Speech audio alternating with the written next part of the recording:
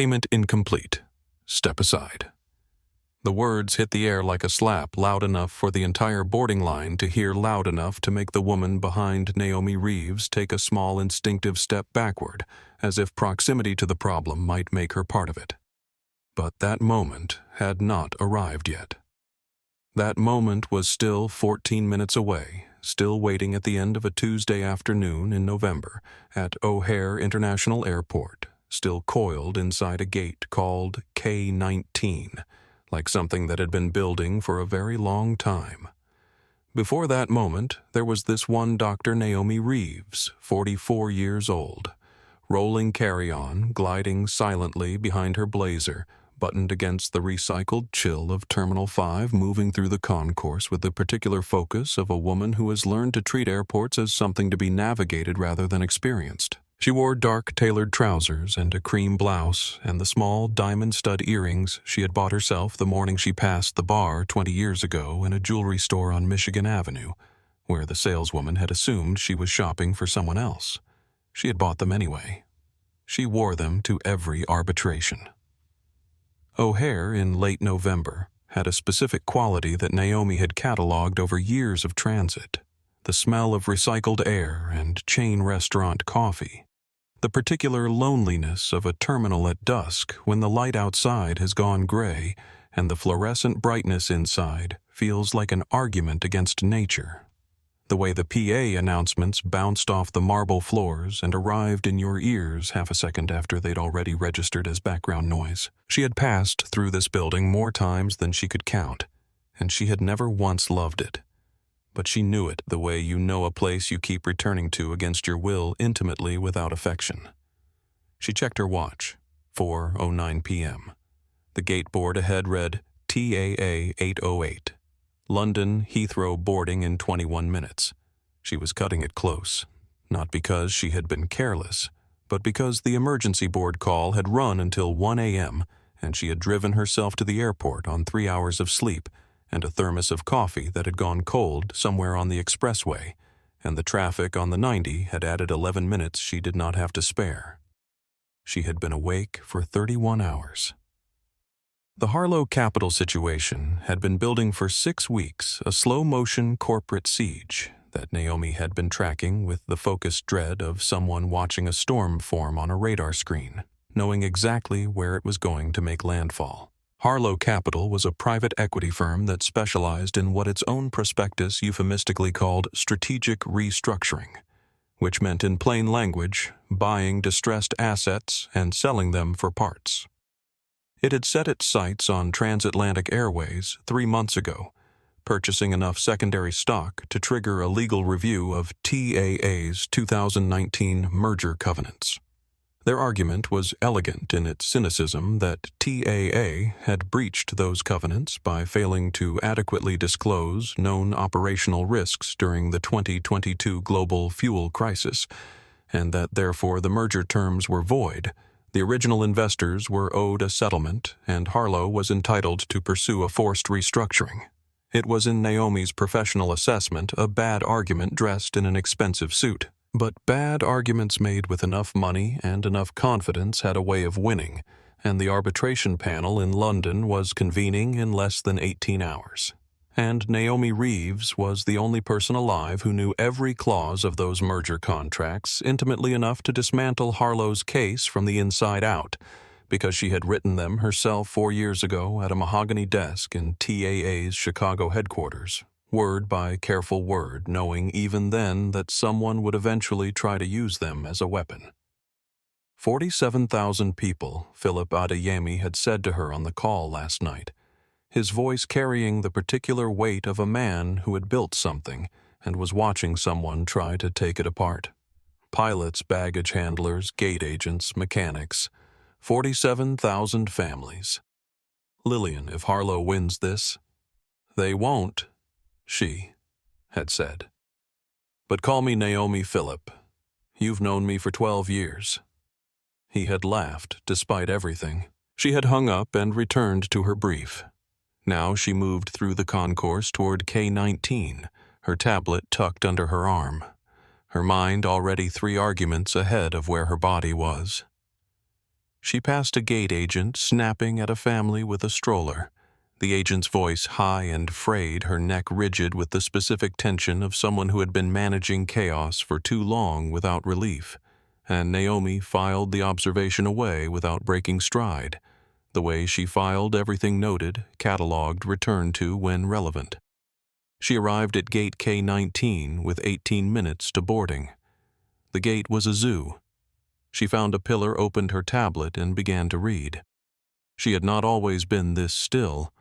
There was a version of Naomi Reeves younger earlier, full of the particular combustible energy of someone who has worked twice as hard as everyone around her and knows it, who had walked into rooms and announced herself.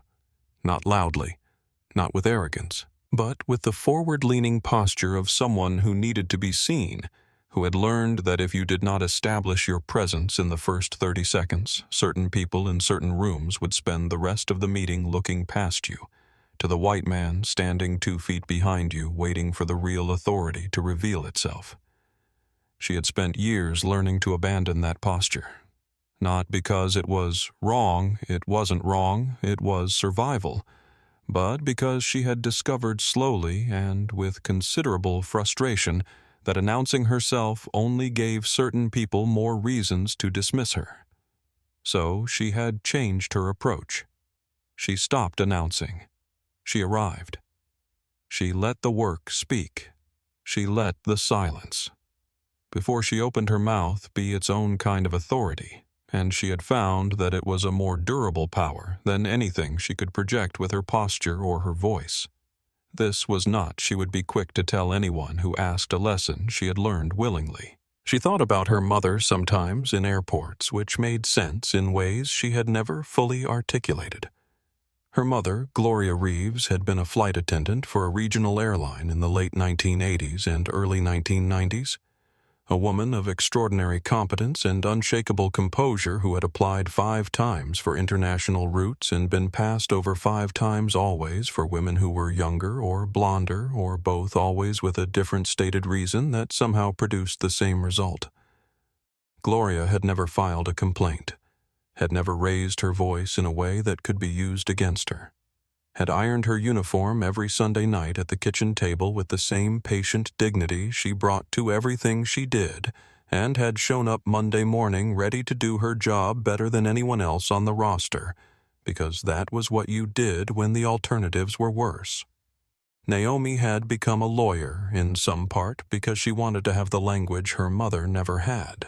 The specific, documented, legally enforceable language that turned I was treated unfairly into something a room full of people in suits had to take seriously. She was 44 years old. She had been general counsel of Transatlantic Airways for 6 years, executive vice president for 2.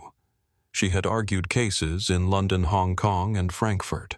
She had deposed executives who made her annual salary in a quarterly bonus.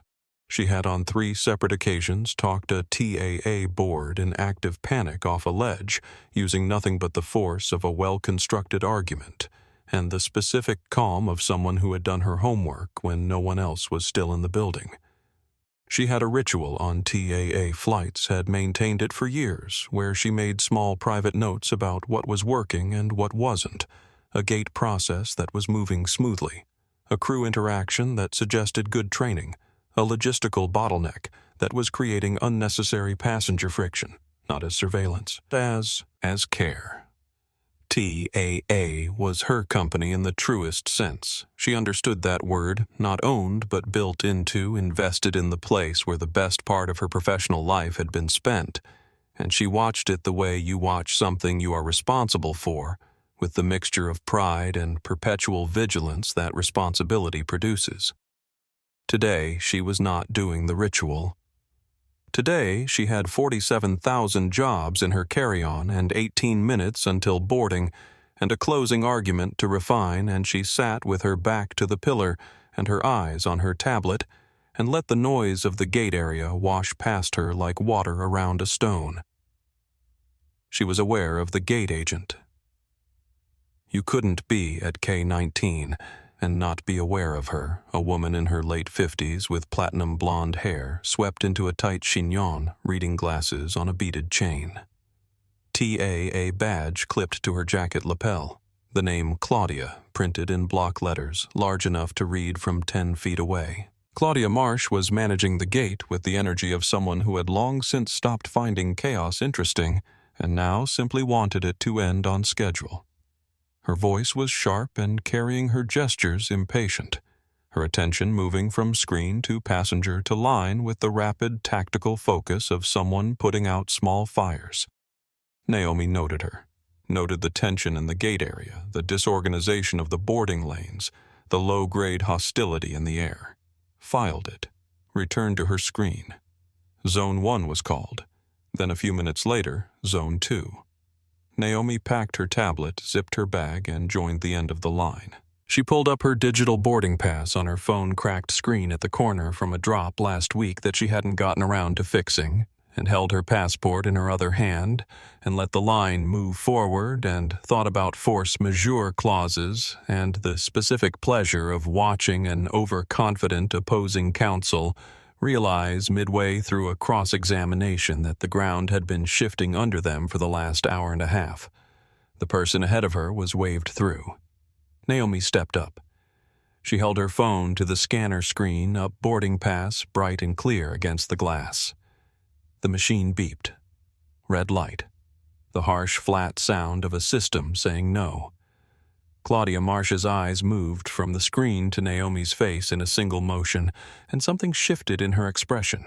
Not dramatically, not obviously, but it was there, a barely perceptible recalibration, the eyes doing something quick and private before the face settled back into its professional flatness. It lasted less than a second. Naomi saw it. "There's a flag on your ticket," Claudia said, her fingers already moving to the keyboard. "Payment incomplete. You'll need to step aside." Naomi kept her voice level, and even the same voice she used in depositions when she wanted to establish a baseline before the actual work began. "Can you give me the specific flag code?" This ticket was booked by TA. A corporate, it should be on the CEO's account. I can call the internal verification line myself if that's faster. "I know the number," Claudia typed without looking up. "The system says payment incomplete. That's all I can tell you. You'll need to step aside and let the rest of the line board. I understand the flag." Naomi said, still patient, still measured, but making no move toward the side area. "What I'm saying is that there's a verification protocol for exactly this situation, a 60-second call to the TAA corporate desk that will confirm the booking. I'm happy to do it right now, or you can do it, but the ticket is valid and I'm a confirmed passenger." Claudia looked up from her screen. She looked at Naomi with the particular expression of someone who has decided in a way that is no longer fully conscious that patience has a shorter half-life for some people than others. "I don't have time for this," she said, and her voice had shifted louder now, with a carrying quality that seemed designed less for communication and more for audience. "The system says you didn't pay. I have a full flight to board. Step aside. My name is Dr. Naomi Reeves." Naomi said, her voice dropping slightly the way it did when she wanted to signal that she was moving from conversational to formal. "I'm the Executive Vice President and General Counsel of this airline, and I am on company-critical business that cannot be delayed. The flag on my ticket is a standard automated alert for high-value executive bookings. The protocol is a verification call, not a security escalation. I am asking you to make that call." Claudia stared at her for a moment. Then, remarkably, she laughed a short dismissive sound and looked past Naomi at the line behind her. "General Counsel," she repeated with the specific intonation of someone performing disbelief for a crowd. "Sure, sweetheart. I've heard everything." She raised her voice to the gate area. "I need security at K-19. Passenger refusing to clear the boarding lane, claiming to be a TAA employee." The words landed in the air like something thrown. Naomi felt the heat of it, not embarrassment exactly, but the hot, specific fury of being publicly accused of something false in a terminal full of strangers by an employee of the company she had given 12 years of her life to protecting. She kept her face still. She kept her posture straight. She had learned over 20 years in rooms where losing her composure would be used against her to keep the fury internal and the external surface as smooth and unreadable as a closed door. What was actually happening, though, Claudia did not know this, and would not know it until Jessica Morrow pulled the system log 7 hours later, was straightforward and documentable. The ticket had been booked the previous evening after midnight by Philip Adiemi's executive assistant on TAA's CEO corporate account.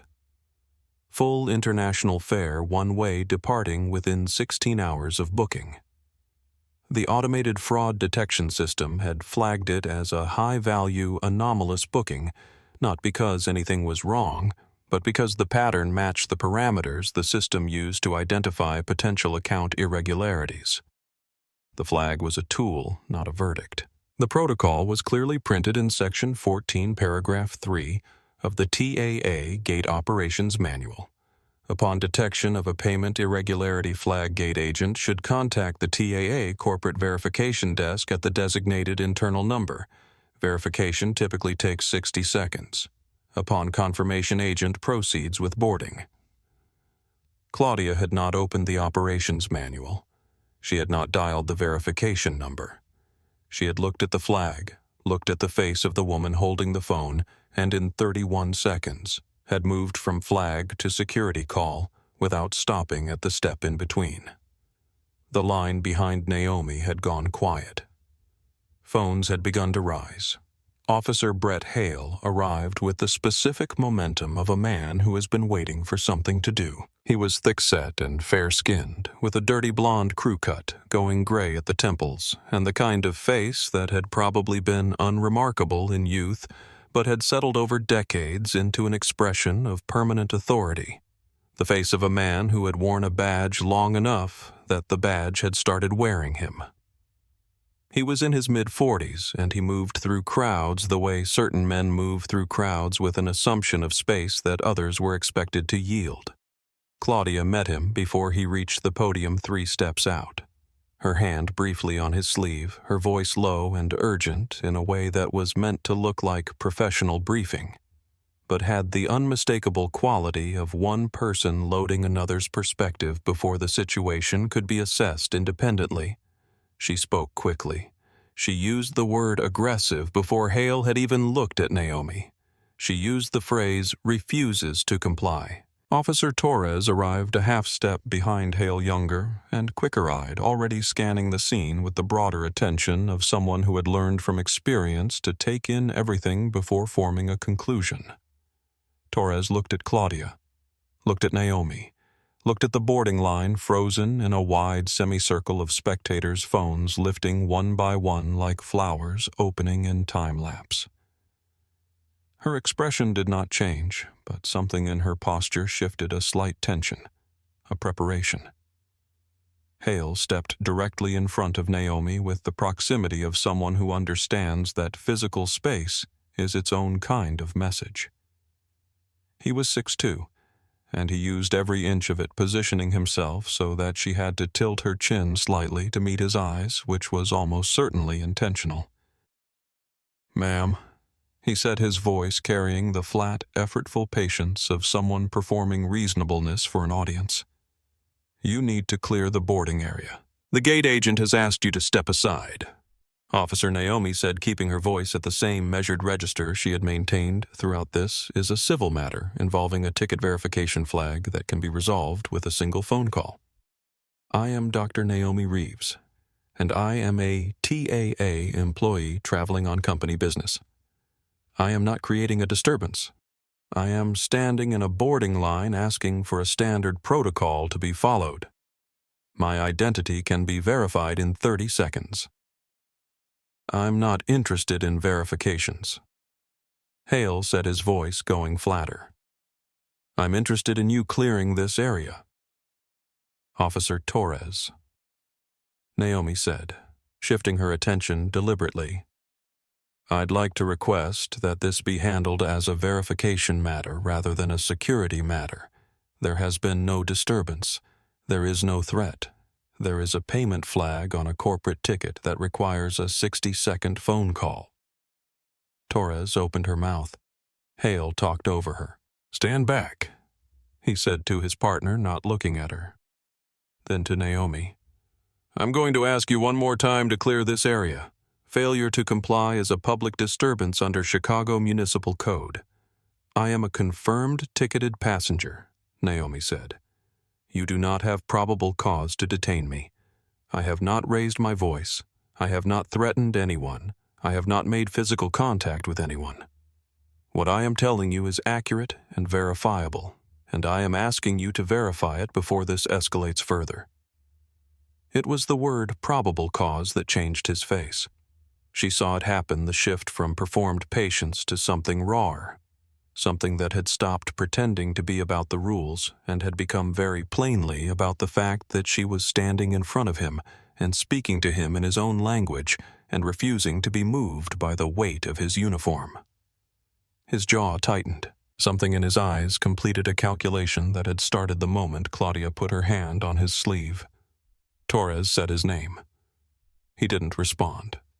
"Last chance," he said to Naomi, his voice dropping in a way that was not quieter but denser, weighted with something ugly. "Move, or I move you." "You will not touch me," Naomi said clearly. Her voice was not raised. It was precise. "I am Dr. Naomi Reeves, EVP, and General Counsel of Transatlantic Airways, and I am asking for your full name and badge number before this goes any further." He moved. Torres said. Frank No said. Brett, the sound of it barely reaching Naomi's ears before Hale's hand was already there, closing around her left arm with a grip that was not a hold, but a statement. Fingers digging into her bicep through the silk of her blazer, and then the force of it, the sudden shocking physics of a much larger body redirecting a smaller one, and the wall arriving with a violence that her brain registered before her nerve endings did the textured drywall against her shoulder, against her cheekbone, the impact absorbing through her body in a single cold wave, and then Hale's forearm across her back, pinning her. The sound the crowd made was not a scream. It was an intake of breath, so unified it was almost orchestral. The sound of 50 people having the same realization at the same moment. Caleb Osei, 24 years old, standing 4 people back in the boarding line with his phone at chest height, had been filming for 87 seconds. His hands did not shake. He took one careful step to the left to clear his angle, and the camera stayed steady. Claudia Marsh at her podium had her hand pressed flat over her mouth. Her face had gone the color of old paper. This was not what she had wanted. She had wanted the problem to disappear. She had not understood until this exact moment that she was the one who had made it. "You are assaulting me," Naomi said, her voice muffled slightly by proximity to the wall but unbroken, clear, deliberate carrying to every phone in the gate area. "Officer Brett Hale. Badge number. You are on camera. State your badge number." She was not panicking. The crowd knew it. And Hale, with his forearm pressed against the back of a woman who was pinned to a wall and still speaking in complete sentences and asking for his badge number, knew it too.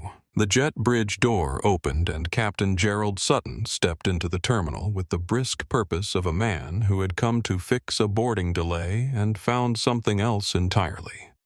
He was 58, silver-haired, with the particular physical quality of commercial pilots who have spent decades sitting in seats designed for competence upright, measured a face that had been trained by 30 years of crisis management to broadcast calm regardless of internal weather.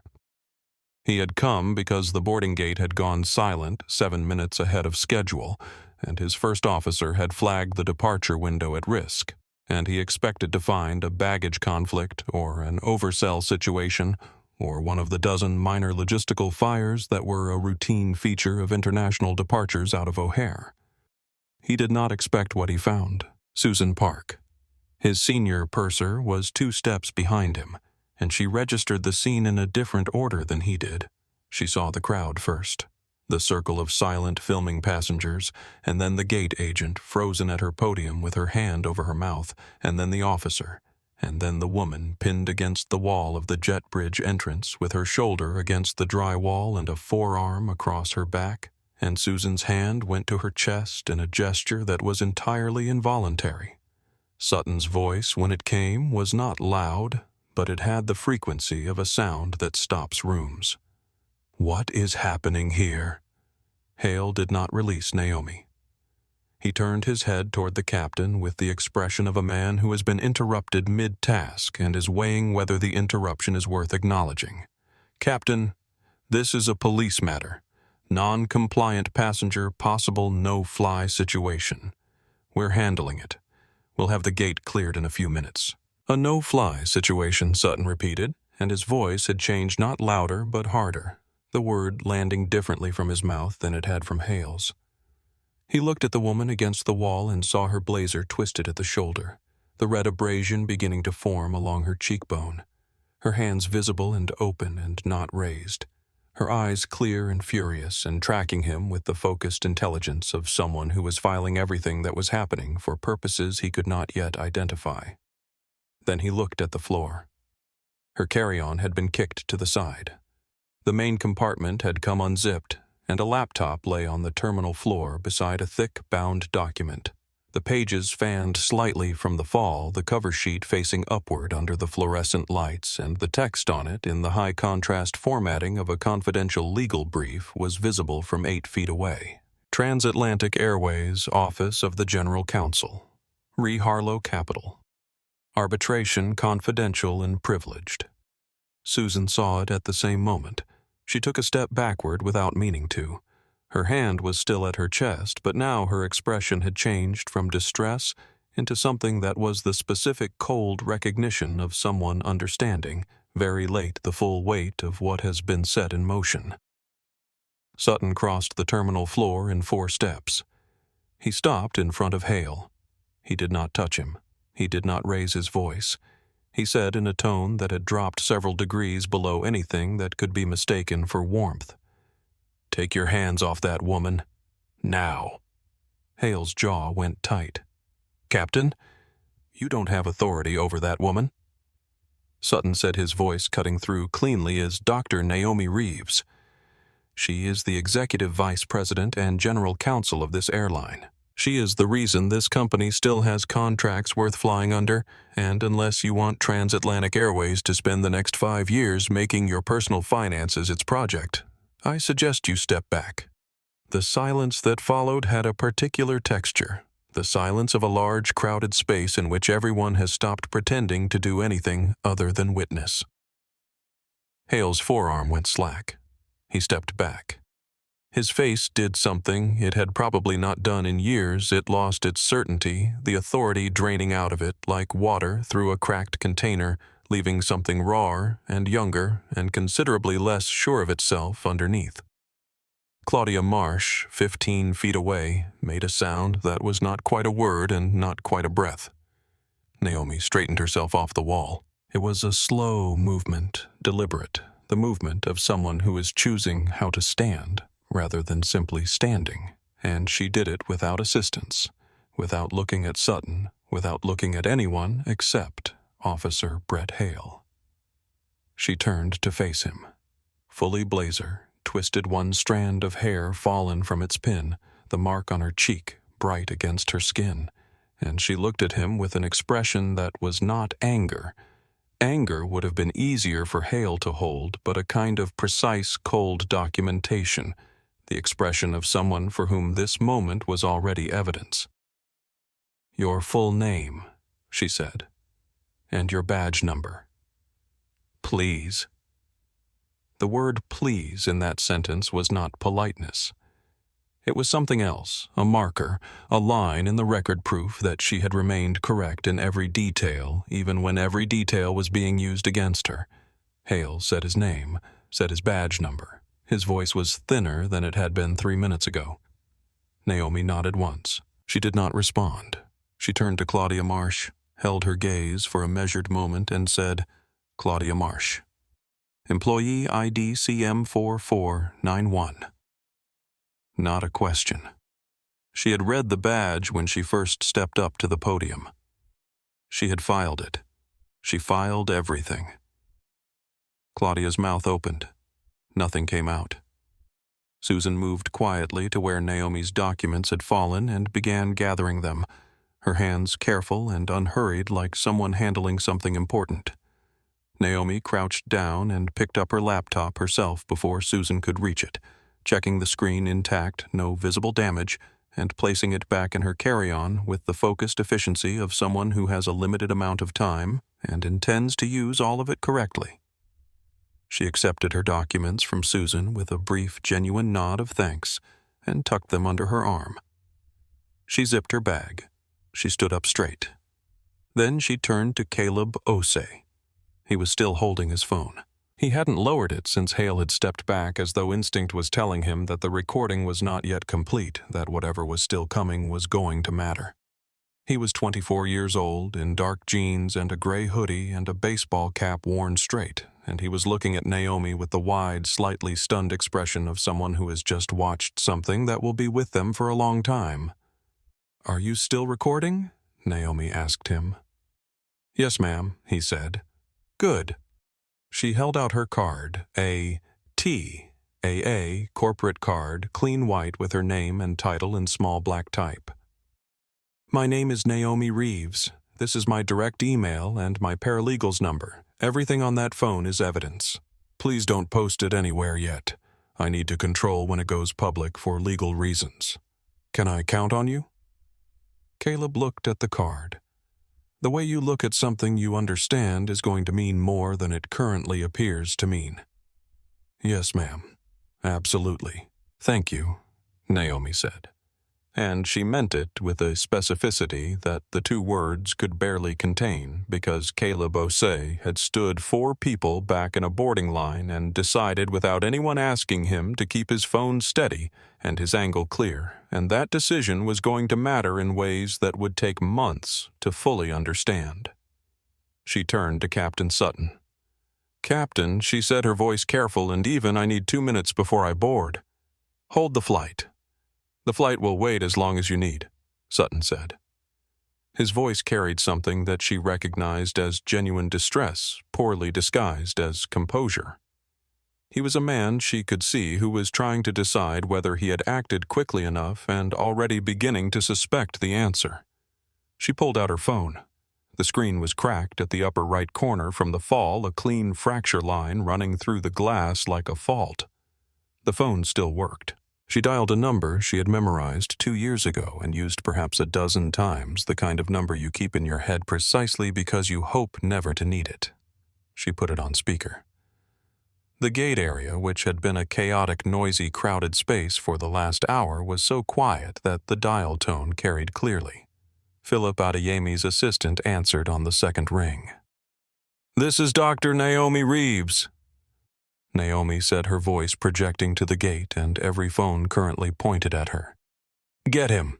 It's an emergency." A pause. A click. Then Philip's voice, the voice of a man who ran a $22 billion company, and sounded in that moment exactly like what he was, someone who cared about the person on the other end of the line. "Naomi, what's happened?" "You should be in the air. I'm still at O'Hare," she said. "Gate K-19. I was physically assaulted and illegally detained attempting to board TAA 808. She paused just long enough for the words to fully settle. The assault was carried out by Airport Police Officer Brett Hale, Badge 9203, acting on a false and defamatory report made by TAA Gate Agent Claudia Marsh, Employee ID CM4491. She told him I was fraudulent and aggressive. I was neither. The entire incident is on video." The silence on the speakerphone had weight. It was the silence of a man absorbing something that made him very, very still. 5 full seconds passed. When Philip spoke again, his voice had changed completely. It was quieter, which made it more dangerous. "Are you injured?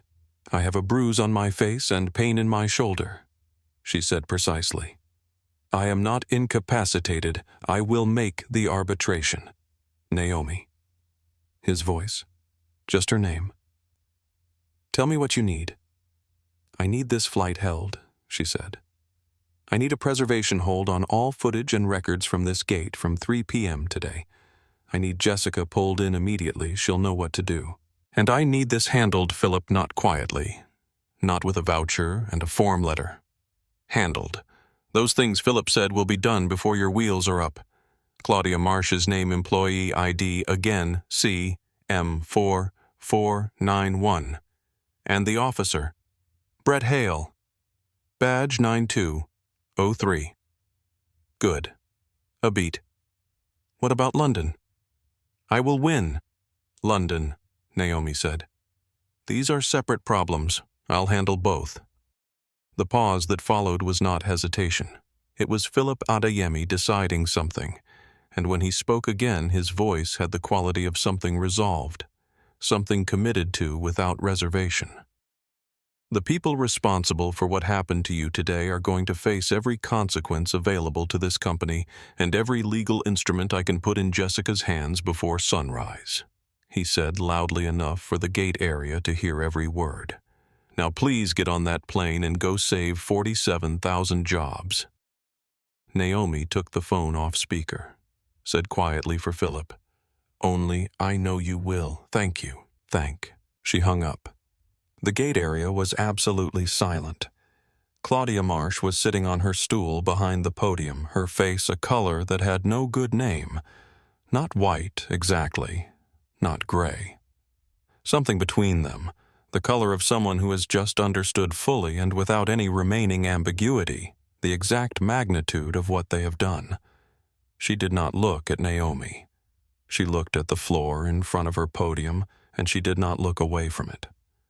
Brett Hale was being spoken to by Torres in a low, urgent voice near the gate's side wall, and Torres's body language said everything about whose side of the situation she was on. Hale stood with his arms at his sides and a stillness about him that looked less like composure and more like a man who has realized that he is standing on a fault line that has already begun to move. From somewhere in the crowd of watching passengers, a single person began to clap. Then 2 more. Then 10. It was not the loud, triumphant applause of a crowd that had watched something entertaining. It was quieter than that and more serious. The kind of applause that is also an acknowledgement that says, "We saw this, and we know what it was, and we are sorry we did not do more to stop it." Naomi did not look at the crowd. She turned and walked toward the jet bridge. Her back was straight. Her carry-on rolled silently behind her. She did not look back. Howard Larkin, TAA's O'Hare Station Director, arrived at Gate K-19 at a near sprint, his tie loosened and his phone already in his hand, the particular momentum of a man who has received a call that turned a routine Tuesday afternoon into the worst day of his professional career. He was 51 years old and had been managing airport operations for 22 of those years, and he had handled blizzards and system failures and a mechanical emergency that had stranded 300 passengers on Christmas Eve, and none of those things had prepared him for the sight of Claudia Marsh sitting behind her podium, staring at the floor while 2 TAA supervisors stood silently beside her, and a cleaning crew began, with uncomfortable symbolism, to sweep the gate area. Howard went to Claudia first. He stood in front of her. She looked up, and her eyes were red-rimmed and wet, and he could see that she was trying to assemble some version of an explanation, some ordering of events that would produce a context in which her actions made a kind of sense. But the explanation kept collapsing before it reached her mouth, because there was a detail at the center of it that could not be argued away, a single phone call she had not made. "Did you call the corporate verification line when the flag appeared?" Howard asked. The silence that answered him was its own response. He already had the system log on his phone. Jessica Morrow had sent it to TAA's legal and operations teams 17 minutes ago, and Howard had read it in the car. The flag had appeared at 4:23 p.m. At 4:24 p.m., Claudia had accessed the passenger's file. At 4:24 p.m. and 31 seconds, she had pressed the security call button. There was no record of an outgoing call to the verification desk. There was no record of any attempt to confirm the booking. There was a 31-second gap between flag and security, and in that gap, Claudia Marsh had made a decision about who Naomi Reeves was based on information the system had not provided her. "I need your badge," Howard said. Claudia unpinned it from her jacket with hands that were not fully steady. She held it out to him, and he took it without ceremony, and the moment it left her hand, the 22 years behind it left with it, because a badge is not just metal and plastic, it is authorization. And authorization, once revoked, takes everything it had been lending you along with it. "You're suspended pending investigation," Howard said. "Security will escort you out." He turned away before she could respond, because there was nothing she could say that would change what the log already showed, and he had other fires to manage. Across the terminal, in the small windowless room of the airport police substation that smelled of old coffee and fluorescent light, Brett Hale was seated across a table from his sergeant, a woman named Dana Pruitt, who had 30 years on the force, and the particular stillness of someone who has seen enough bad decisions made by people who should have known better that she no longer wasted energy on surprise. Raymond Cole, TAA's head of airport security partnerships, sat to Pruitt's right. He had driven from the TAA Operations Center in under 8 minutes, and he had arrived with 3 printed pages: the timestamp log from the gate area cameras, an initial incident report from Torres, and a still frame from Caleb Osei's footage showing the moment of impact. He placed the still frame on the table face up and did not say anything for a moment. He let Hale look at it. In the image, Naomi's hands were visible on both sides, open, not raised, not reaching for anything. Her face was turned slightly away from the wall. Her expression captured in the half-second before impact, not afraid, not aggressive, but alert, the expression of someone who had already decided how they were going to survive this moment. Hale's face was in profile, and his expression was a different thing entirely. It was the face of a man who had stopped making decisions and started making statements. She used the words "probable cause." Hale said eventually, his voice carrying the careful neutrality of someone who has realized mid-sentence that the sentence is not going to help him. "That told me she was lawyering up. I assessed a non-compliance risk." "She was a lawyer," Cole said. A pause. Torres entered the room and sat in the chair to Hale's left. She did not look at her partner.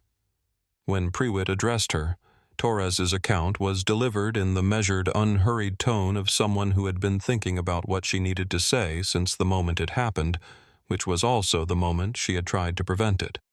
She said she had used his first name twice. She said he had not responded to either instance. She said Naomi Reeves had been standing in the boarding line with her hands visible at all times, and her voice at a consistent register, and that nothing she had observed in the 4 minutes preceding the use of force met any threshold she recognized as requiring physical intervention. She said the word personal when Pruitt asked her to characterize the decision. She did not elaborate. She did not need to. Pruitt asked for Hale's badge.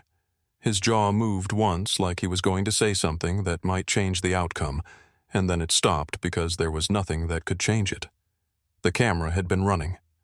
Torres had spoken, and the still frame was still lying face up on the table in front of him like a door that had already been opened and could not be closed again. He unclipped his badge and placed it on the table. In a black SUV moving north on the 90 toward O'Hare, Philip Adeyemi sat in the back seat with his phone and the focused, dangerous quiet of a man converting fury into action. His first call was to TAA's legal department head, a man named Robert Finch, who had been TAA's outside counsel before Philip recruited him in-house. "Full preservation hold effective now.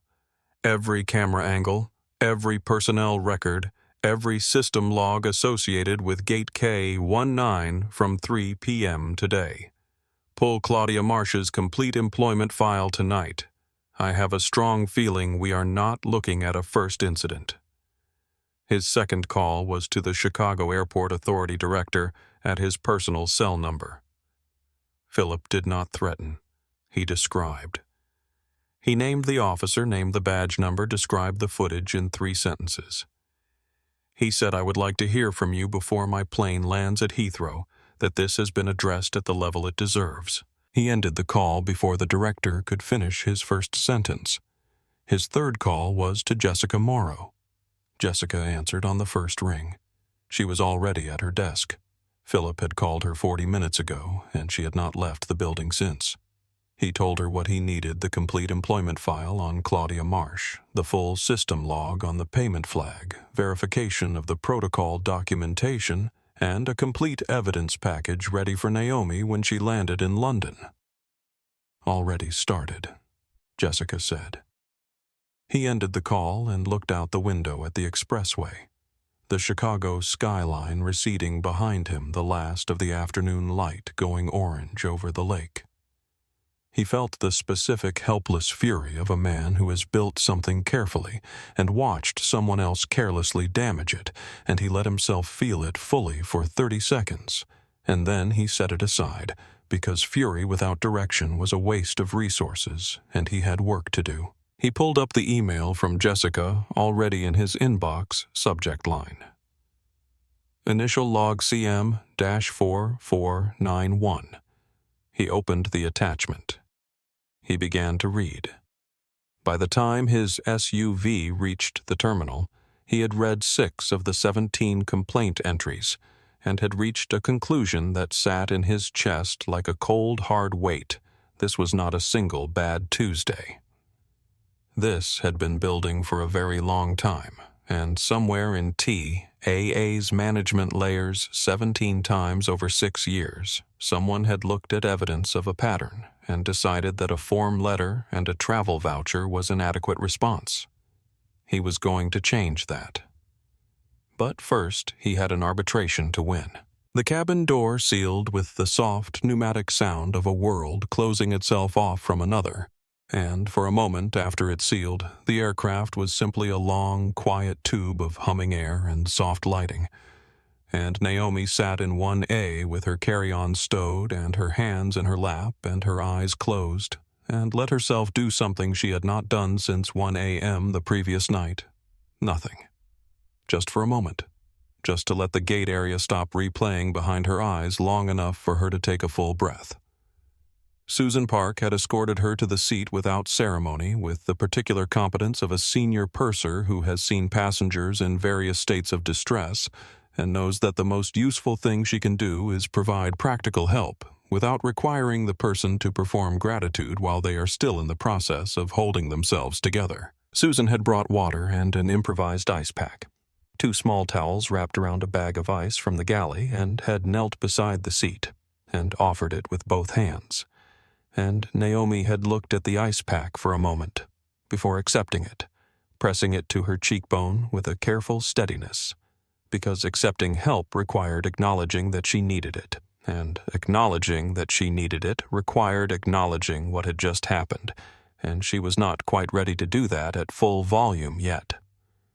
"Thank you, Susan," she said. "I am so sorry." Susan said low private, not a corporate apology, but a human one. What happened at that gate, it shouldn't have. It shouldn't be something that happens. "It wasn't your fault," Naomi said, and she meant it. "You helped. You and the captain, you helped." She paused. "How is he?" Susan looked at her steadily. "He's angry," she said. "Not at you. He called flight operations before we pushed back. He said it was the worst thing he'd seen at a gate in 30 years. A pause. "I think he's angry at himself for not coming out sooner." Naomi nodded, but didn't respond to that. There was something to be said about the timing of interventions, about all the small moments in the sequence where a different decision by a different person might have changed the shape of what happened, but this was not the time for it. And the ice pack against her cheek was reminding her that her body had absorbed something real, something that would be visible and present for days, and she needed to be careful with her remaining energy. The plane pushed back from the gate. Captain Sutton's voice came over the intercom, stripped of its usual warm welcome aboard cadence, sounding instead like what it was, a man being professionally careful about something he felt deeply. He said there had been a serious incident at the gate. He said it had been addressed by the TAA team.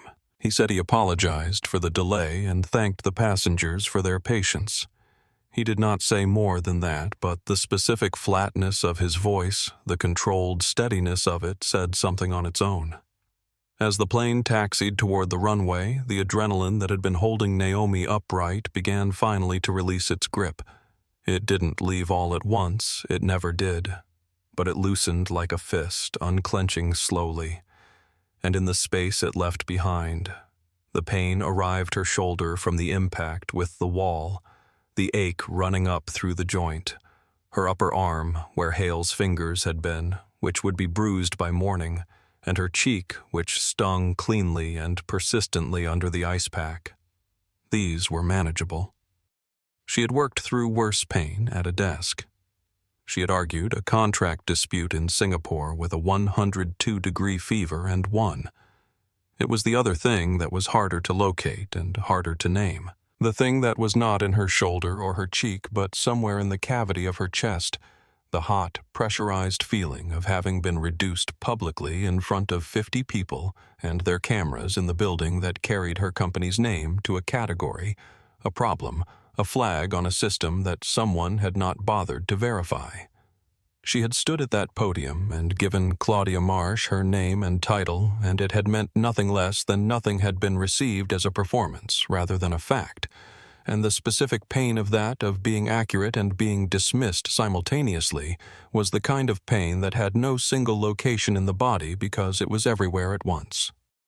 She thought about her mother. She thought about Sunday nights at the kitchen table, the iron moving in steady passes over the uniform, the collar perfect, the cuffs straight, the ritual of preparation for a job that would take everything you offered and still manage to pass you over for the international routes you had earned 3 times over.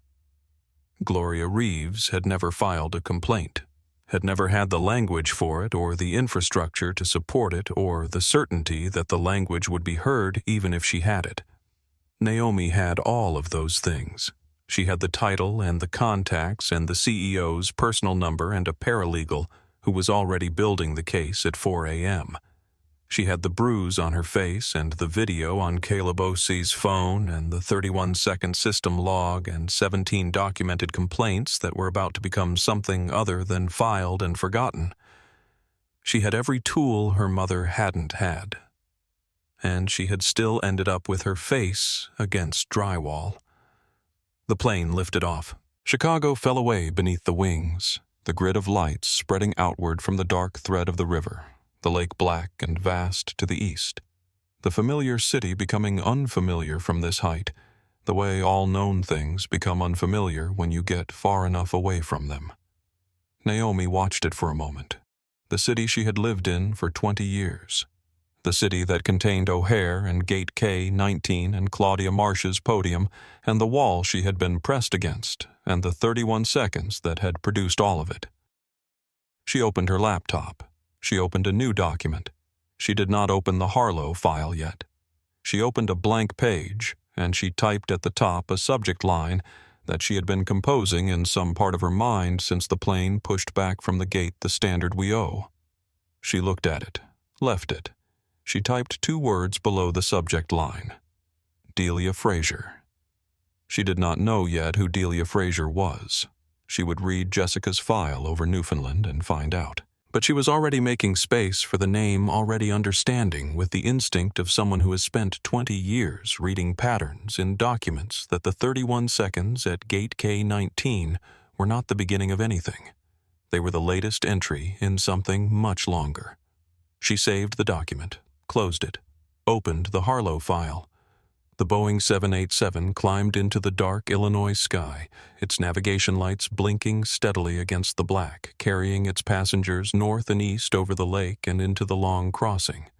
And Dr. Naomi Reeves read case law at 35,000 feet with an ice pack in her lap and a bruise forming along her cheekbone, and the clean, cold resolution of someone who has decided precisely and without ambiguity what they are going to do next. 2 hours into the flight, the cabin had dimmed to the particular blue-gray twilight of a long overnight crossing that manufactured dusk that the airlines deploy around hour 2 to convince your body it is already night, already time to surrender to sleep to make the 8 hours feel shorter than they are.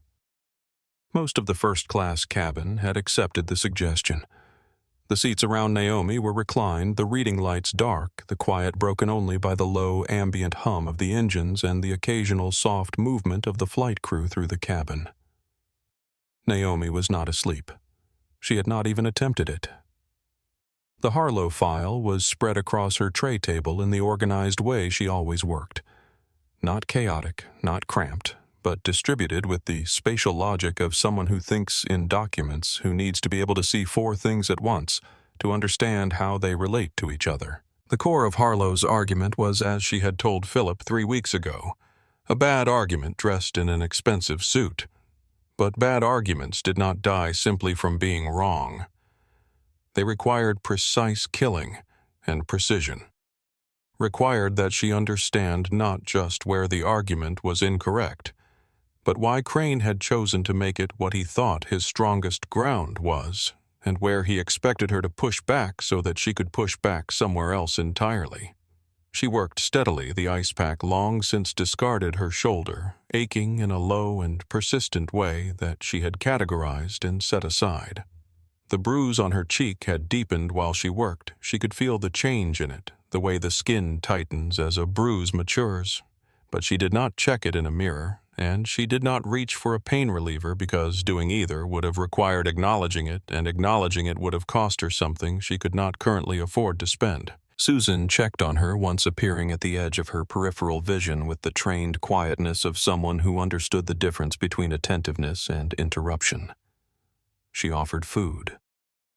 Naomi accepted without looking up something in a small dish that was either risotto or something adjacent to it, and ate it in 3 or 4 minutes without tasting any of it, her eyes moving between documents, while her hands managed the fork on muscle memory alone. The man across the aisle had been watching her work for most of the last hour, without appearing to. He was somewhere in his late 60s, silver-haired, the sort of man who has spent enough time in first class that he has stopped noticing what kind of wine they're serving a man for whom this seat, this altitude, this level of access is simply Tuesday.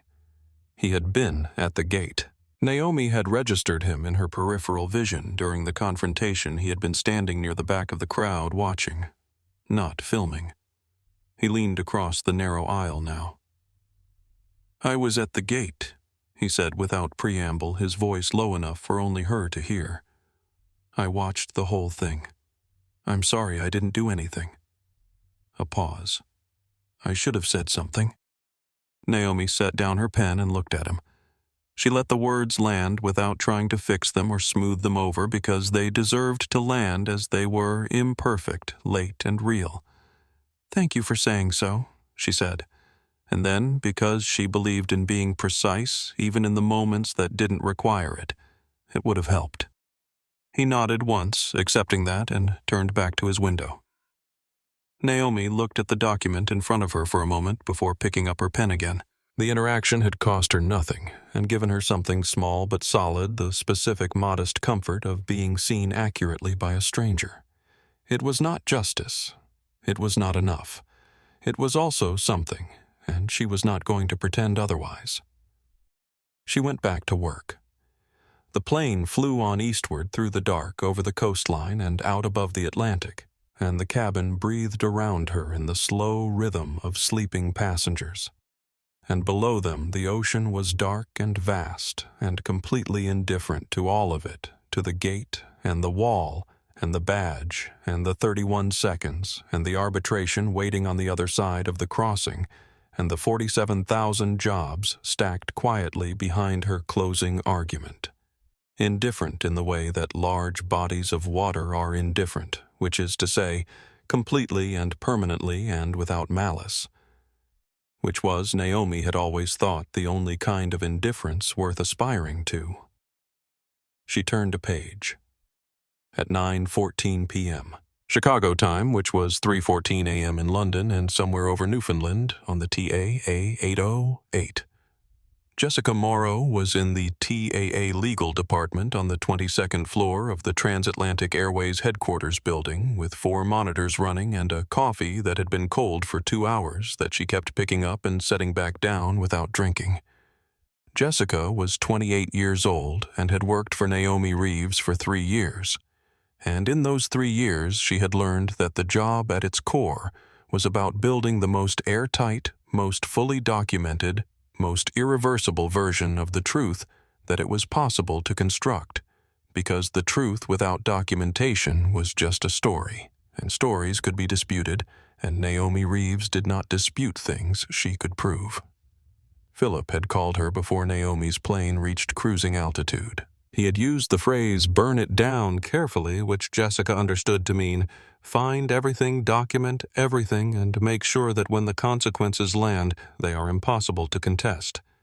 She started with the payment flag. The TAA automated fraud detection system kept granular logs, timestamps to the second user access records, flag generation data, verification, attempt records. She pulled the log for Gate K19 Flight 808 passenger Reeves N ticket number beginning with TAA-EX, the executive booking prefix. The flag had been generated at 16:23:07:4:23 p.m. and 7 seconds.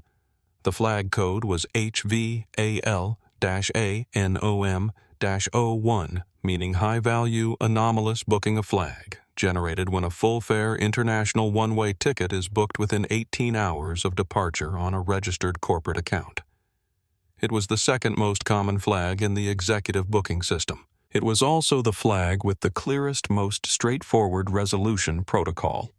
Call the corporate verification desk, reference the booking number, receive confirmation, proceed. Average resolution time 53 seconds. At 16:23:38:31 seconds after the flag appeared, Gate Agent CM4491 had pressed the security request button. There was no outgoing call to the verification desk. There was no access to the verification protocol page in the gate agent's terminal. There was a gap of 31 seconds between flag and security call, and in that gap the log showed only one action. CM4491 had opened the passenger's booking file and viewed the profile photo attached to the frequent flyer account. Jessica sat with that for a moment. Then she typed it into her summary document with the specific, careful language of someone who understands that the way you word a thing determines what it can be used to do. Then she opened Claudia Marsh's employment file, 22 years with TAA, an early record that was genuinely strong. 12 years of solid performance reviews, 5 commendations, 2 letters from passengers, 1 internal recognition award from the Chicago Hub's regional director. Then, beginning about 6 years ago, a slow and undeniable change in the record's character. The commendations stopped. The performance reviews became shorter, less specific, and the complaints began. 17 of them over 6 years. Jessica read each one in order of date, and as she read them, she built a spreadsheet date, passenger name, nature of complaint resolution, follow-up. The pattern that emerged was not subtle. 11 of the 17 complaints were from passengers who identified as Black or Hispanic. In 9 of those 11, Claudia had used the word aggressive or non-compliant in her incident report. In all 17 cases, the resolution column read, verbal counseling, travel voucher issued, matter closed, no retraining, no formal written warning, no escalation to HR beyond the initial intake. The same form letter, adapted slightly, sent 17 times. And then the file closed and Claudia Marsh went back to Gate K19, and 6 weeks later, a new complaint arrived, and the process repeated. The 14th complaint, filed approximately 14 months ago by a passenger named Delia Frazier, was different from the others in one specific way. The complaint form itself was standard, the language of someone writing carefully in a space that has word limits and checkboxes. But at the bottom of the form, in the additional comment section in handwriting that was small and deliberate, and slightly uneven, as though the writer had pressed harder than they meant to. Delia Fraser had written, "I just want someone to know it happened. I don't expect anything to change." Jessica looked at that sentence for a long time. Then she attached Delia Fraser's form as a separate document not buried in the exhibit file, not listed as Exhibit 14, but sent as its own attachment with its own subject line. "Please read this one specifically." She added a note. "This is why the resolution protocol matters." She sent the complete package to Philip Adeyemi and to Naomi's London email at 10:47 p.m. Chicago time. She labeled it, "Read when you land. This is not one incident." Then she pulled up Officer Brett Hale's record from the Airport Authority's Interagency Personnel Database, a database TAA had access to under a security partnership agreement that most people at TAA didn't know existed and almost nobody used. 2 prior use-of-force complaints. The first 4 years ago, a black male passenger flagged by a gate agent for suspicious behavior, restrained by Hale and one other officer later determined to have been a first-class passenger who had boarded the wrong gate and was attempting to correct the error. Complaint dismissed. Finding force within acceptable parameters. The second 2 years ago, a Latina woman in her 30s pulled aside at a security checkpoint on a tip from a TSA agent physically restrained when she objected to having her bag searched without explanation. Complaint dismissed. Finding subject was non-compliant. Standard procedure applied. Same language. Different passenger, same outcome. Jessica added this to the package with a single line of annotation. Pattern of behavior predating this incident by at least 4 years. She sent a final email to Philip. "Package is complete. Everything you need is there." He knew what he was doing. So did she. She sat back in her chair and looked at the 4 monitors and the cold coffee and the dark windows of the Chicago night. And she thought about Delia Fraser's handwriting and the specific defeat in a sentence that expects nothing to change. And she made herself a private promise that it wasn't going to say that anymore. She read Jessica's email over Newfoundland. She knew roughly where she was because she had a habit on long night flights of periodically checking the route map on the seatback screen. A habit she had never analyzed but suspected had something to do with the lawyer's instinct to always know exactly where you are before deciding what to do next.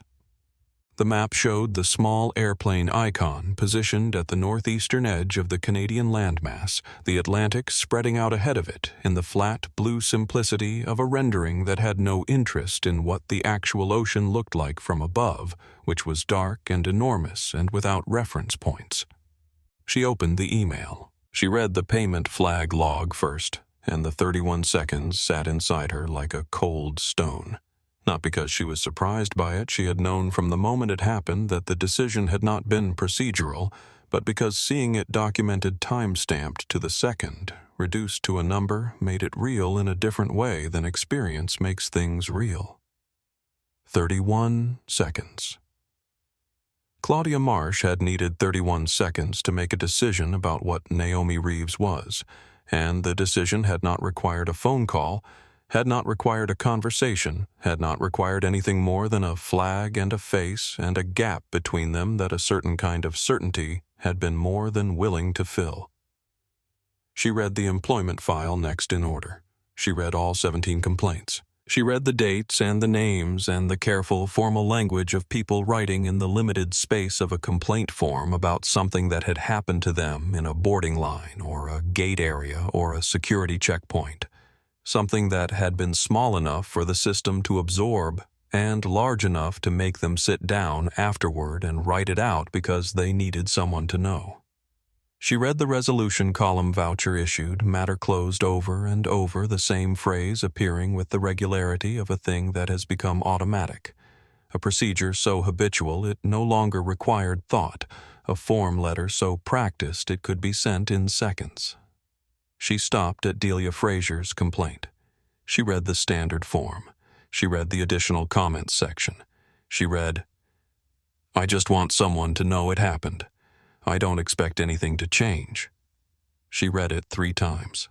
The cabin was quiet around her. the breathing dark of sleeping passengers, the low engine hum, the occasional small movement of the flight crew.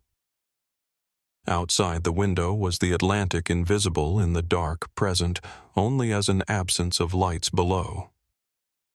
She was at 35,000 feet over an ocean, with a bruise on her face and a cold stone in her chest, reading the handwriting of a woman who had sat down to write a complaint about something that had happened to her, and had already, in the act of writing it, given up on being heard. Naomi had a title. She had a CEO's personal number. She had a paralegal who built evidence packages at 10 p.m. on a Tuesday.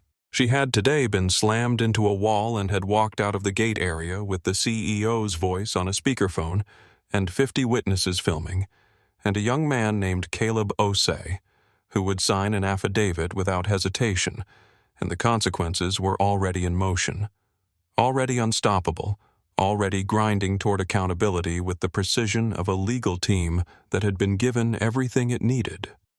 Delia Fraser had had none of that. She had had a complaint form with a word count limit and a handwriting she pressed into harder than she meant to, and she had written, "I don't expect anything to change," because she had learned from experience that the machine that receives complaints about itself rarely uses those complaints to change itself. The machine issues a voucher. The machine sends a form letter. The machine marks the matter closed. And the person who filed the complaint goes back to their life carrying the weight of what happened, plus the additional weight of having been heard and ignored, which is in some ways heavier. Naomi opened her standard we owe document. She added below the subject line, below the blank space where Delia Fraser's name already was. This woman filed a complaint 14 months ago. We sent her a voucher. Her name is where this begins. She did not write anything else in the document that night. She saved it. She sat with the weight of it. She let herself feel fully and without management the specific sorrow of understanding that she had been at this company for 12 years and had not known about Delia Fraser, had not known about any of them, had not asked the question that would have produced the answer because no one had brought the question to her door, and she had been busy, and the system had been absorbing the complaints quietly and marking the matters closed. She was the general counsel. The responsibility of what the system had been doing with those complaints did not stop at Claudia Marsh or Howard Larkin. It came in some measure to rest at her own desk. She sat with that too. Then she closed the standard we owe document. She opened the Harlow file. She had been over the force majeure argument 100 times, and she would go over it 101, because the preparation was what made the delivery look effortless. And the delivery had to look effortless, because tomorrow at 10 a.m. in a wood-paneled room in London, she was going to walk in with a bruise on her face and save 47,000 jobs, and then she was going to come home and do something about Delia Fraser. Both things. In that order. She picked up her pen.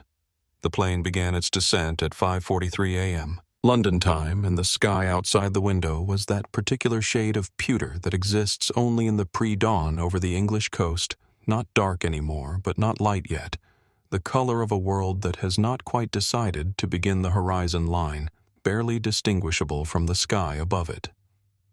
The Thames estuary was below, somewhere invisible in the gray, and beyond it, the city was waking up into a morning that did not know and did not care about the previous night. Susan touched her arm gently to bring her back from wherever she had been for the last hour, which had been somewhere between sleep and its vicinity. Not fully one, not fully the other. A suspended state that left her body rested enough to function, and her mind still running, working through arguments in the half-lit space between consciousness and its absence. "We're about 40 minutes out, Dr. Reeves," Susan said softly. "David Kwan is at the jet bridge." Naomi nodded. Stretched carefully. Her shoulder was stiff. The impact had settled into it overnight and would stay there for days, and her cheek, when she pressed 2 fingers gently to the bone, was tender in a way that told her the bruise had done what bruises do. Spread, darkened, made itself known. She gathered her documents, repacked her bag, stood and moved to the small lavatory at the front of the cabin, closing the door behind her in the narrow blue-white space that smelled of recycled air and the specific functional cleanliness of airline bathrooms. She ran cold water, washed her face carefully avoiding the cheekbone, patted dry. She looked in the mirror. She was 44 years old and she had not slept properly in 2 days, and it showed the particular fatigue that settles around the eyes and in the set of the jaw, the thinness of a face that has been running on adrenaline and case law and cold risotto at altitude. And the bruise. It was clean and specific and clearly the result of contact with a hard surface running in a shallow arc from below her eye to the line of her cheekbone, the center of it dark and the edges feathered into yellow-green. It was visible from across a room. It would be visible in every room she walked into today. She gave herself 30 seconds. Not to cry. She was not going to cry, not here, not yet, not in a lavatory over the Thames while she had work to do, but to feel it, to stand in the narrow mirror and let herself be the thing she was, which was a woman who had been doing everything right for 20 years and had still ended up with her face against a wall, and to feel the specific, righteous, particular anger of that, the anger of having been twice as prepared, twice as documented, twice as precise, carrying twice the credential and still being reduced in 31 seconds to a flag on a screen and a judgment made without evidence. She let herself feel it, all of it, all. Then she breathed.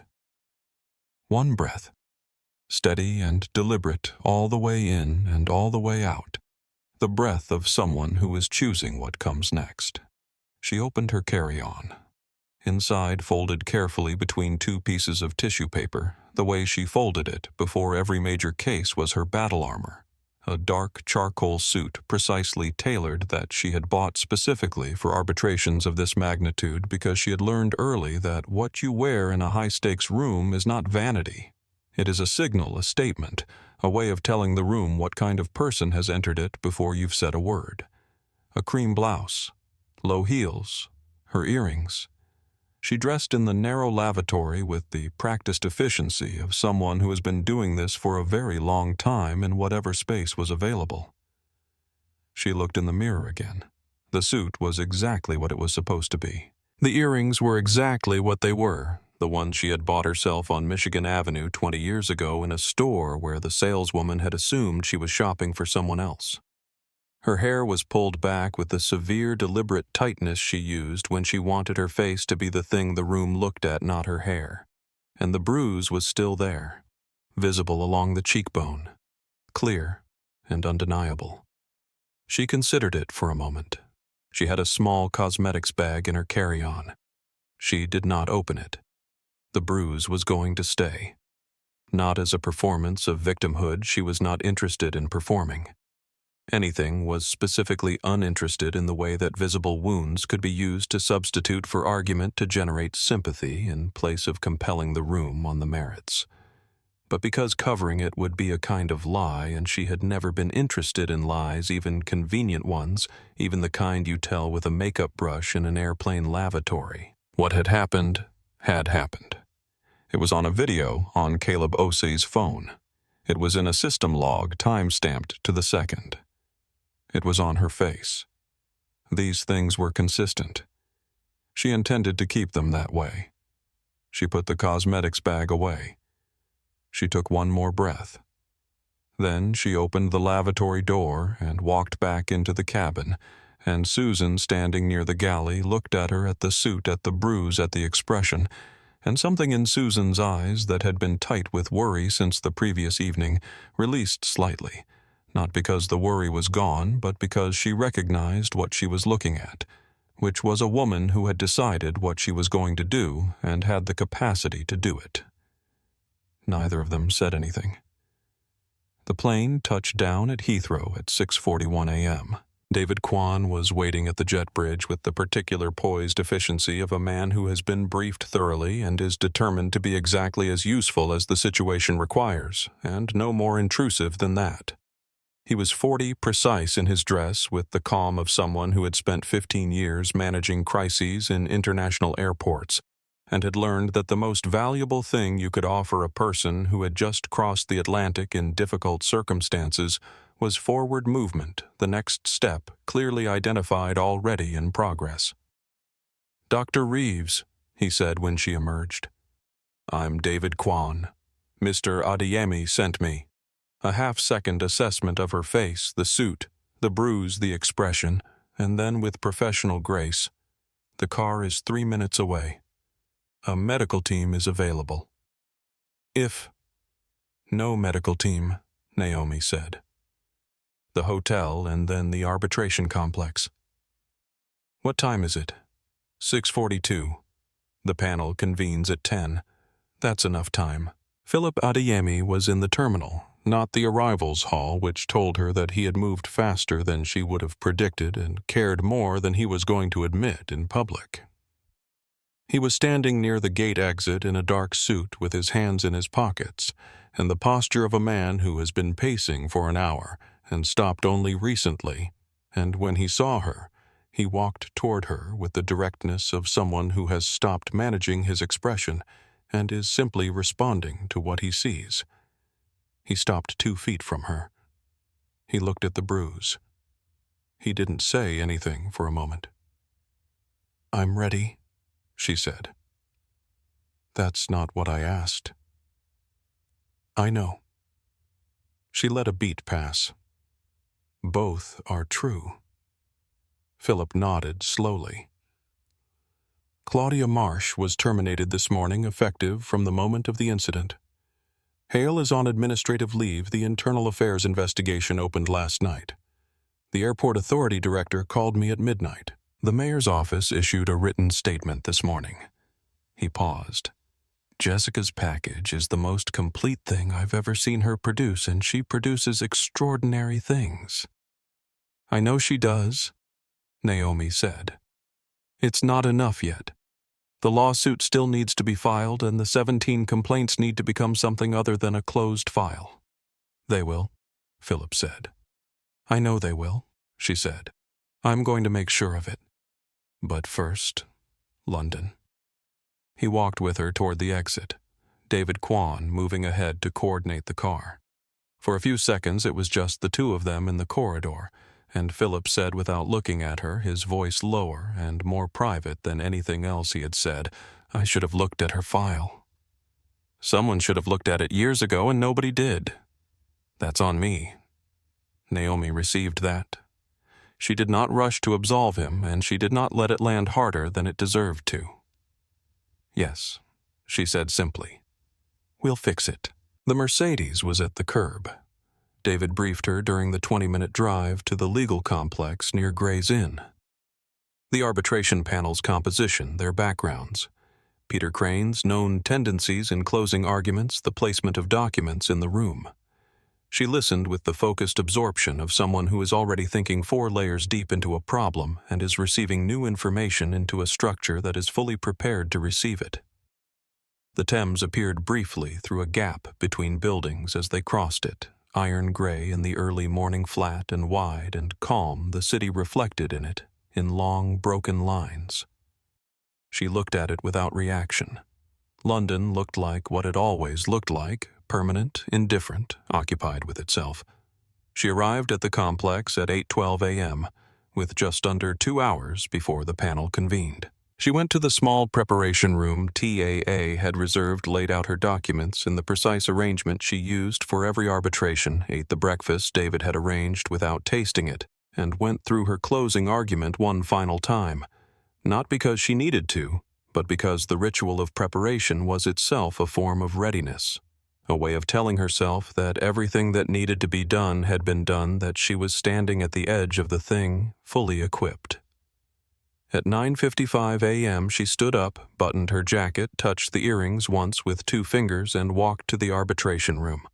The room was exactly what it had been designed to be, serious, permanent, and faintly intimidating, its walls paneled in dark wood that absorbed the morning light from the narrow windows and returned it softer, darker, the light of a space that takes its own history seriously. 3 arbitrators sat at the elevated panel table. A retired judge named Hargreaves at center, flanked by 2 senior commercial law practitioners whose names Naomi had read in David's briefing and whose published opinions she had read 2 weeks before that. The Harlow Capital team was already seated on the far side of the counsel table when she entered 6 people-expensive suits, the particular easy confidence of a team that had spent a great deal of money convincing itself it was going to win. Peter Crane sat at the head of their side, a man in his mid-60s with silver hair and the fluid, unhurried manner of a lawyer who had won enough cases to have developed an aesthetic of inevitability, a way of inhabiting a room that suggested the outcome was already settled and the proceedings were largely ceremonial. He stood when Naomi entered, extended his hand, and said with a pleasantness that had a probe embedded in it, "Dr. Thornton Reeves, forgive me. We were concerned you might not make it. We heard there was some trouble with your flight." The room went still in the particular way rooms go still when everyone is pretending not to listen. Naomi looked at him. She took his hand, shook it once, and said, "The trouble was resolved. The trouble, as you'll find today, is entirely on your side of the table. Shall we begin?" She sat. The panel called the session to order. Crane's opening was polished and built with the precision of a lawyer who understood that arbitration panels were not juries, that you could not win them with emotion or theater alone, that you needed to construct a framework and then inhabit it with such confidence that the panel began to see the world through it before the other side could offer an alternative. His framework was TAA is a company in institutional disorder. The 2022 fuel crisis was foreseeable to any competent management team. TAA's failure to disclose its exposure was a material breach. Harlow Capital, as a subsequent investor, was harmed. The merger covenant was void. He said it all with the measured certainty of a man who had rehearsed it many times and found it convincing every time. Naomi's rebuttal did not match his register. Where Crane had been expansive, she was specific. Where he had offered a framework, she offered a document, a specific page, a specific clause, a specific word, each one chosen with the patience of someone who had written the original contracts herself and knew exactly where the load-bearing structures were. She did not argue against Crane's framework. She dissolved it from underneath by demonstrating document by document that the factual premises it rested on were wrong. The force majeure clause was the center of everything. Crane had argued that the 2022 fuel crisis was a foreseeable event, that TAA's management had sufficient warning to prepare, that their failure to disclose this preparation or lack thereof was the breach. It was a reasonable argument on its surface. It required only that the panel accept the premise that the crisis was foreseeable. Naomi did not argue that it was unforeseeable. She let Harlow Capital's own documents argue it for her. In discovery, TAA's legal team had obtained Harlow's internal investment analysis from the period immediately preceding the merger, the document their own analysts had produced to assess TAA as an acquisition target. On page 34 of that analysis, in a section titled Macroeconomic Risk Assessment, a Harlow Capital analyst had written in unambiguous language that the global fuel markets presented highly unpredictable volatility and that no reasonable operational planning model could be expected to fully anticipate market movements of the magnitude that materialized in 2022. Harlow Capital's own analyst had called it unpredictable.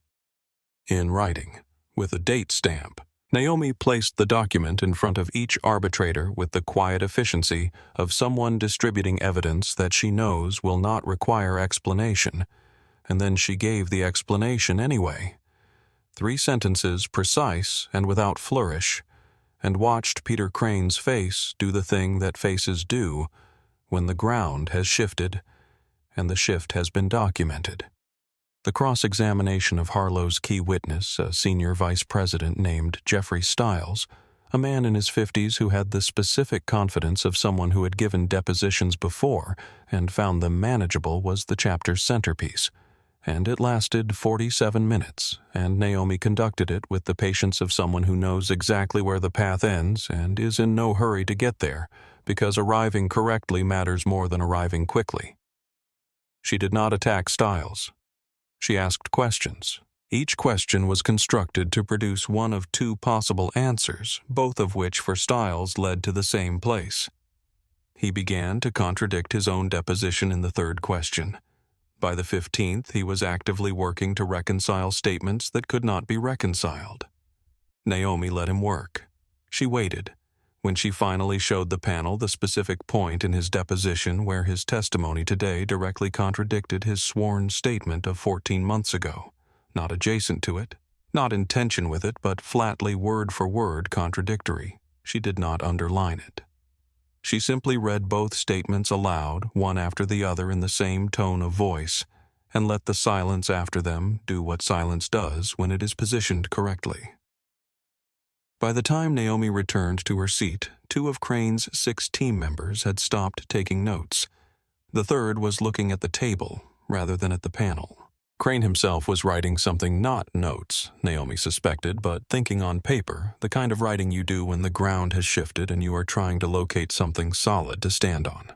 After the lunch recess, the room had the particular quality of a space where something has already been decided, but the form of it still needs to be observed the way a storm has already broken overhead, but the last of the rain is still falling necessary and real, even though the worst of it has passed. Crane delivered his closing with the professional composure of a man who has been in losing positions before and knows how to inhabit them with dignity. He made the strongest version of the case available to him, which was a considerably weaker version than the one he had walked in with that morning. He sat down. Naomi stood. She did not move to the center of the room immediately. She stood at the counsel table for a moment, a deliberate beat establishing quiet before she used it, and then she walked forward with the unhurried authority of someone who knows where she is going and has no doubt that the room will follow. She began with the contract, not as an abstraction, not as a premise, as a text word by word, the specific language of the merger covenant read aloud in the clear, measured voice of the person who had written it. She had always believed that if you wanted people to understand why a document meant what it meant, you had to make them hear it, not summarize it, hear it feel the weight of each word selected, rather than the dozen words that could have replaced it. The clause in question was 47 words. She read it in full. Then she read the clause in Harlow's filing where they had interpreted it. Then she let the panel see very plainly that Harlow's interpretation had replaced 3 of the 47 words with meanings they did not carry and had built their entire case on the substitution. That established, she paused. What came next was not in her notes. She had known it was coming, had been carrying it since somewhere over Newfoundland, but she had not written it down because the things that are most true are often the ones that don't survive the process of being scripted. I would like to tell the panel something, she said, that is relevant to Mr. Crane's central argument about the character of Transatlantic Airways as a company. The room's attention shifted slightly, leaning in, not away. Yesterday afternoon, she said, her voice, even her pace unhurried. I was attempting to board. TA A808 at O'Hare International Airport, when a gate agent, an employee of Transatlantic Airways, flagged my ticket as irregular and called airport security rather than follow the 60-second verification protocol that would have resolved the matter immediately. The officer who responded used physical force to remove me from the boarding line. I was pushed against a wall. She paused for exactly 1 beat. I have a bruise on my face. You can see it. No one looked away from her. She could feel Crane processing the move, trying to locate where it was going, trying to read the trap, trying to understand how a story that sounded like an admission of institutional failure was going to become something else, and she gave him no time to settle on an interpretation before she kept moving. Mr. Crane has stood here and told you that Transatlantic Airways is a company in disorder, a company that cannot manage its own operations, a company that is at its foundations unreliable. She looked at the panel. Let me tell you what happened after I was pushed against that wall. She held up one finger. Within 1 hour, the gate agent had been suspended and a full investigation opened. A second finger. Within 2 hours, the officer had been placed on administrative leave. His use of force was under independent review, and the airport authority had been formally notified. A third finger. Within 3 hours, our CEO had personally initiated a preservation hold on every piece of evidence from that terminal, and had commissioned an independent review of the underlying personnel failures that allowed the incident to occur in the first place. She lowered her hand. The failure happened, she said. I am not standing here to tell you that what occurred at Gate K-19 was acceptable because it was not. I am standing here to tell you what kind of company responds to its own failure, because that is the question that is actually before this panel. She walked a slow half-step closer to the panel table, not aggressive, just present the way a good argument is present. Transatlantic Airways does not bury its problems. It does not issue a form letter and consider the matter resolved. When we find something broken, we find it quickly, we document it completely, and we fix it in a way that is designed to prevent the next occurrence, not just to manage the current one. She let that land. That is not a company in disorder. That is a company with the institutional honesty to look at itself clearly, and the operational capacity to act on what it sees.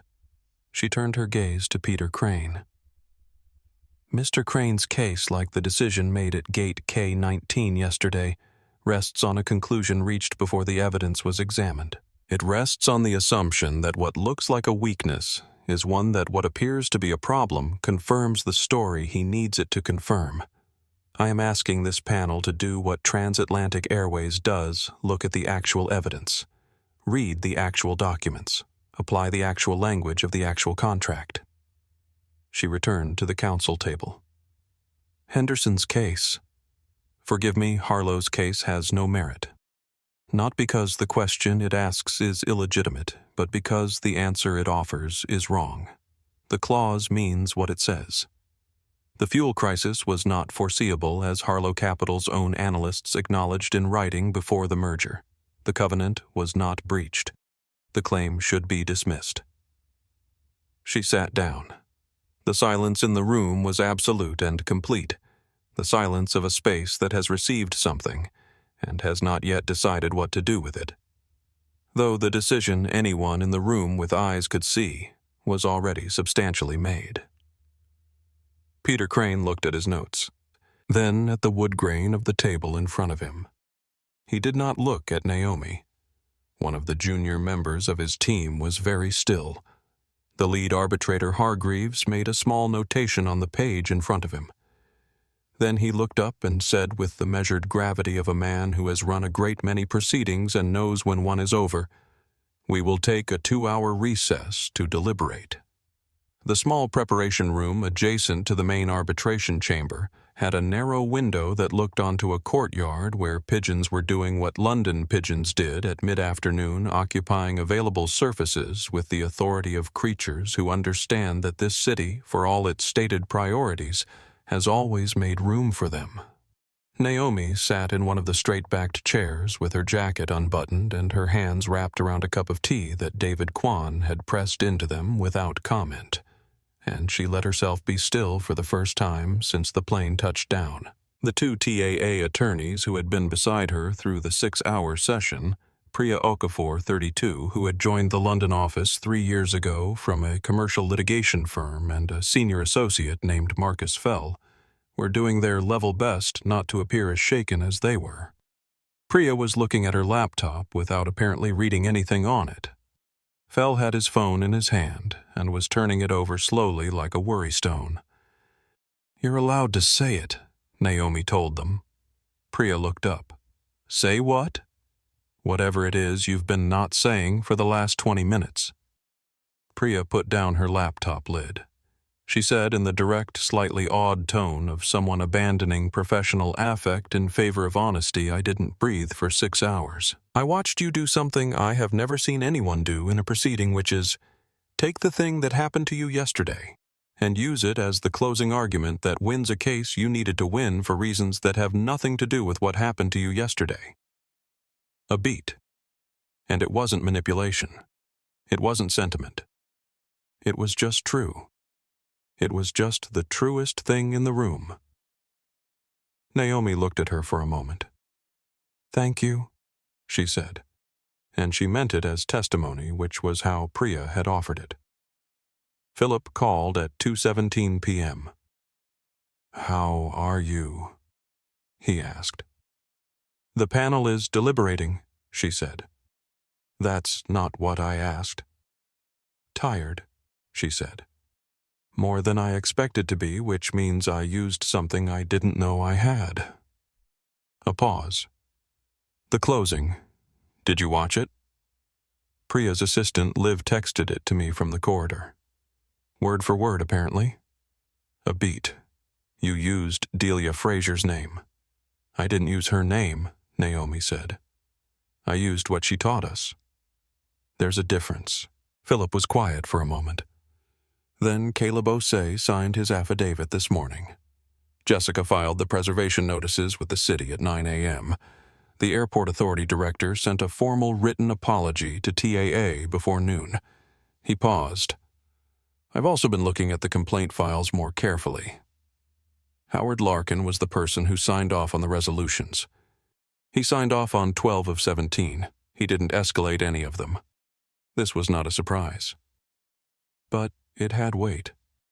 "Is he still in his role?" she asked. "He submitted his resignation this morning," Philip said quietly. "I think he read the file." Naomi sat with that.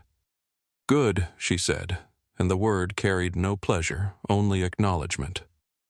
"What else do you need?" Philip asked. "When I'm back," she said, "I'm bringing the document, the standard we owe. I need you to read it before we meet, and I need your commitment before we sit down together that we're doing all of it. Not the version that's good for press, but the version that actually changes what happens to the next person in line at K-19. You have it," Philip said. Not, of course, just the two words flat and certain. All of it. She ended the call.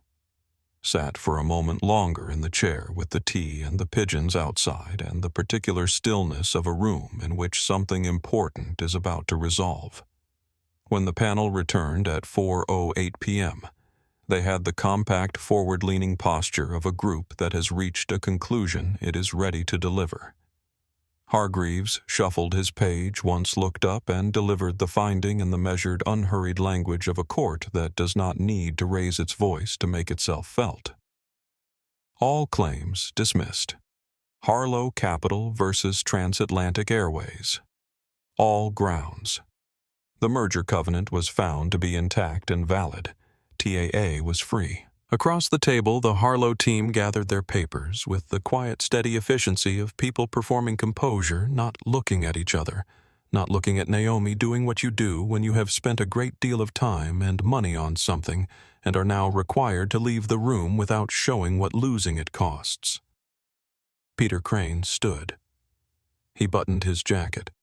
He looked at Naomi for a moment, not with hostility and not with warmth, but with the specific, honest respect of one professional for another who has clearly done something better than you. He gave a small nod. Then he walked out. The room emptied around her. It happened gradually, the Harlow team filing out the arbitrators, rising and collecting their materials, David Kwan appearing at the door to handle the administrative closeout, Priya and Fell moving to gather the TAA documents with the energized quiet of people who have just won something and are managing the feeling carefully the way you manage something fragile. Naomi sat for a moment after everyone else had stood. Just that. One moment. The room around her going still, the voices receding toward the door, the afternoon light coming through the narrow windows in long, flat bars that fell across the council table and the empty chairs and the wood-grain floor of a room that had held something significant today and would return to holding other things tomorrow, because that was what rooms did. They held things and released them and held the next thing and kept no record. 47,000 people would keep their jobs. The contracts she had written 4 years ago at a mahogany desk in Chicago would hold because she had written them well and understood them completely, and had walked into this room with a bruise on her face and 6 hours of sleep across 3 days, and had been fully and absolutely herself for 6 straight hours without flinching.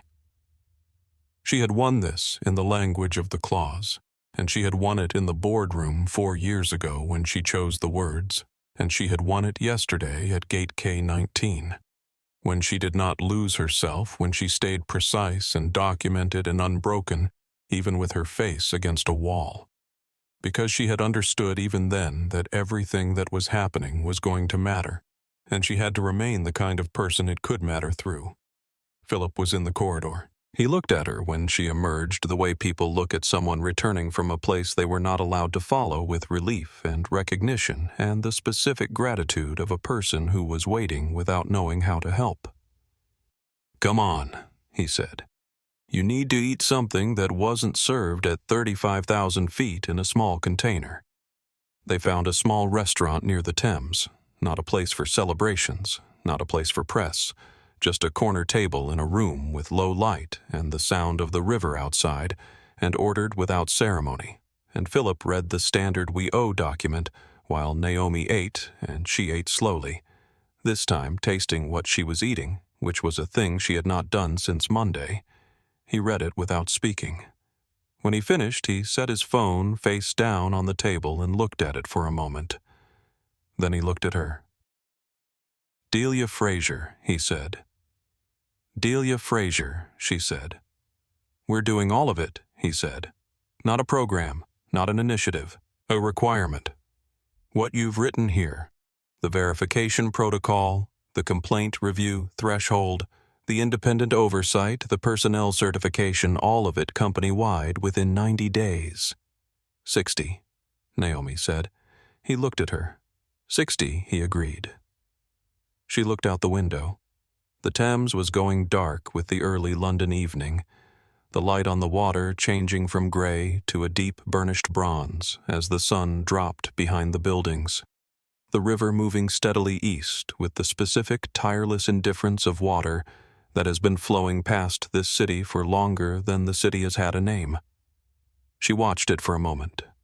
She thought about her mother, about Sunday nights and a uniform ironed to perfection for a job that would take everything offered and still find reasons to give the international routes to someone else. She thought about the language she had spent 20 years building, precise, documented, legally enforceable, the kind of language that turns "I was treated unfairly" into something a room full of suits has to take seriously.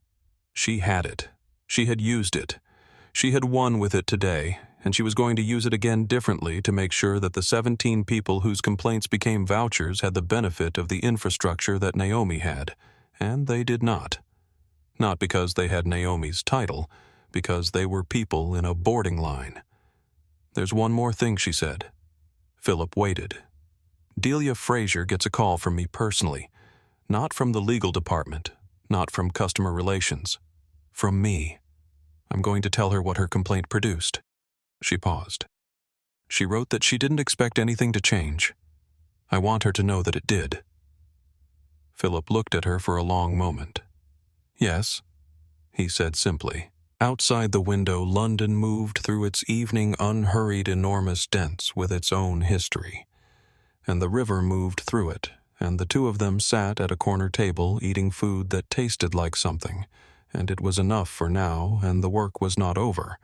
But the worst part of it was, and that was also enough for now. She had thought the hardest part would be the termination meeting. She had sat in HR offices across from employees before in a different role years ago as a shift supervisor, before she made gate agent and decided the front line was where she belonged.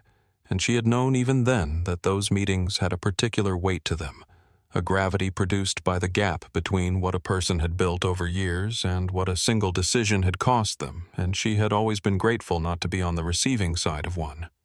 Now she was on the receiving side. The HR manager was a woman named Keisha, late 30s, calm and straight-backed, in a way that was neither unkind nor particularly warm the specific professionalism of someone who does difficult things correctly because doing them incorrectly would be worse. She read the termination terms from a document on her screen, her voice level and clear, and Claudia Marsh sat across the table and listened to 22 years of her professional life being converted into a series of findings and a closing date. Termination for cause. Documented failure to follow the TAA payment irregularity verification protocol. Documented pattern of discriminatory treatment of passengers as evidenced by 17 filed complaints over 6 years. Public accusation made against a TAA employee without factual basis constituting defamation. Effective date the previous morning. Ineligible for standard severance. COBRA available at market rate. Claudia started to speak twice, and twice she stopped because both times the sentence she had assembled over the previous 20 hours in the specific repetitive way you assemble sentences that are meant to make an impossible situation make sense. Collapsed when she tried to deliver it because the detail at its center would not hold. A 60-second phone call she had not made, a protocol she had not followed, a flag on a screen and a face below it, and 31 seconds in which she had made a decision she could not now unmake regardless of how many versions of the explanation she tried. Keisha waited until the silence made clear that Claudia was done. "Is there anything else you'd like to say for the record?" she asked. Claudia shook her head. Keisha closed the document. The meeting ended. A security officer appeared at the door with the polite, impersonal purpose of someone executing a procedure, and Claudia collected her bag and walked with him through the terminal she had worked in for 22 years. The gates, the concourse, the coffee cart she passed every morning, the long windows looking onto the tarmac where the TAA planes were lined up in the early afternoon light like a row of things that would continue without her, and she went to the parking structure and got into her car. She sat in the car for a long time without starting it. On the radio, when she finally turned the key, there was news the Harlow Capital Arbitration TAA wins a statement from CEO Philip Adeyemi.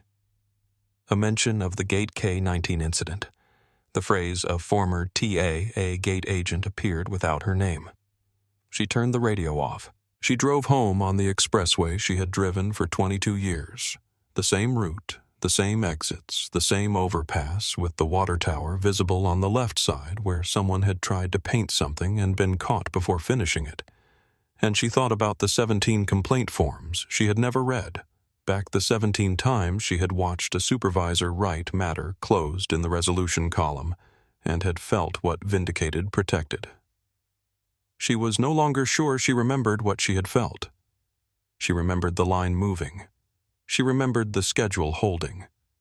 She remembered the gate cleared and the flight boarding and the day proceeding as days were supposed to proceed, and she had never asked what it cost the person on the other end of the form letter, because the gate was cleared and the day was proceeding and the schedule was what it needed to be. The Delia Fraser complaint was in the record. She knew her name now from the news coverage that had referenced the internal file. She had not known it then. Had not tried to know it. Had left the resolution to someone else and turned back to the gate. She pulled into her driveway and sat in the car for another long time. The house was exactly as she had left it that morning, which felt like many years ago, and also like no time at all. The certainty she had carried for 22 years, the certainty that had made it possible to look at a flag on a screen and make a decision in 31 seconds was entirely, irreversibly gone, and in its place was something she did not yet have a name for, but recognized dimly as the beginning of understanding what the certainty had cost. It was a very small beginning. It was real. She went inside. The internal affairs room in the Airport Authority building had the institutional quality of a space designed to be uncomfortable, not hostile exactly, but stripped of any detail that might suggest the proceedings conducted within it were anything other than what they were. Fluorescent light, gray carpet, a table that had been wiped down too many times and still carried the faint, accumulated evidence of many difficult conversations. Sergeant Dana Pruitt sat across the table from Brett Hale with the unhurried patience of a senior officer who has run enough of these proceedings to know that the documentation, not the room, is where the outcome lives, and the documentation in this case was extensive and clear. She had read the file the previous evening. She had watched all 3 camera angles. She had read Torres's statement, which had been given voluntarily in full without hesitation, and which had the specific, unambiguous quality of an account delivered by someone who has been thinking about what they saw since the moment they saw it. Raymond Cole from TA Security sat to her right. He had brought nothing extra, no additional documents, no presentation. He had the stillness of someone who knows the footage is sufficient. The footage was played. 3 angles, the gate area wide, shot the boarding lane camera and Caleb Osei's video, which had been officially submitted as evidence and was now time-stamped and logged in the airport authorities' case file.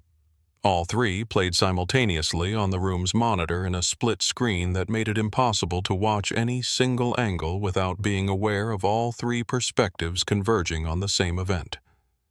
Hale watched himself. His face in profile was something Pruitt had seen many times across this table, the specific, effortful stillness of a person watching documentation of their own actions and trying in real time to construct the internal narrative that will allow them to remain who they believe themselves to be. His jaw moved once. Then it went still. Torres gave her account. She did not look at Hale. She used the word personal when describing the nature of his decision. When Pruitt asked her to elaborate, she said only, she gave him every reasonable opportunity to de-escalate. He wasn't interested in de-escalation. She paused. I've been his partner for 2 years. What I saw yesterday wasn't procedure. The union representative who had been sitting at the corner of the table with the particular discomfort of someone representing a position they know is not tenable made 2 notes on his pad and made no verbal interventions. Hale's termination was delivered at the end of the formal findings. Gross misconduct, excessive and unnecessary use of force, failure to follow established de-escalation protocol, loss of position, loss of pension 2 years from vesting a detail that landed with the specific weight of something that cannot be undone. He could appeal. He was told this. He was told what the appeal process entailed. He was told that the camera footage would be part of the appeal record. He did not ask about the appeal.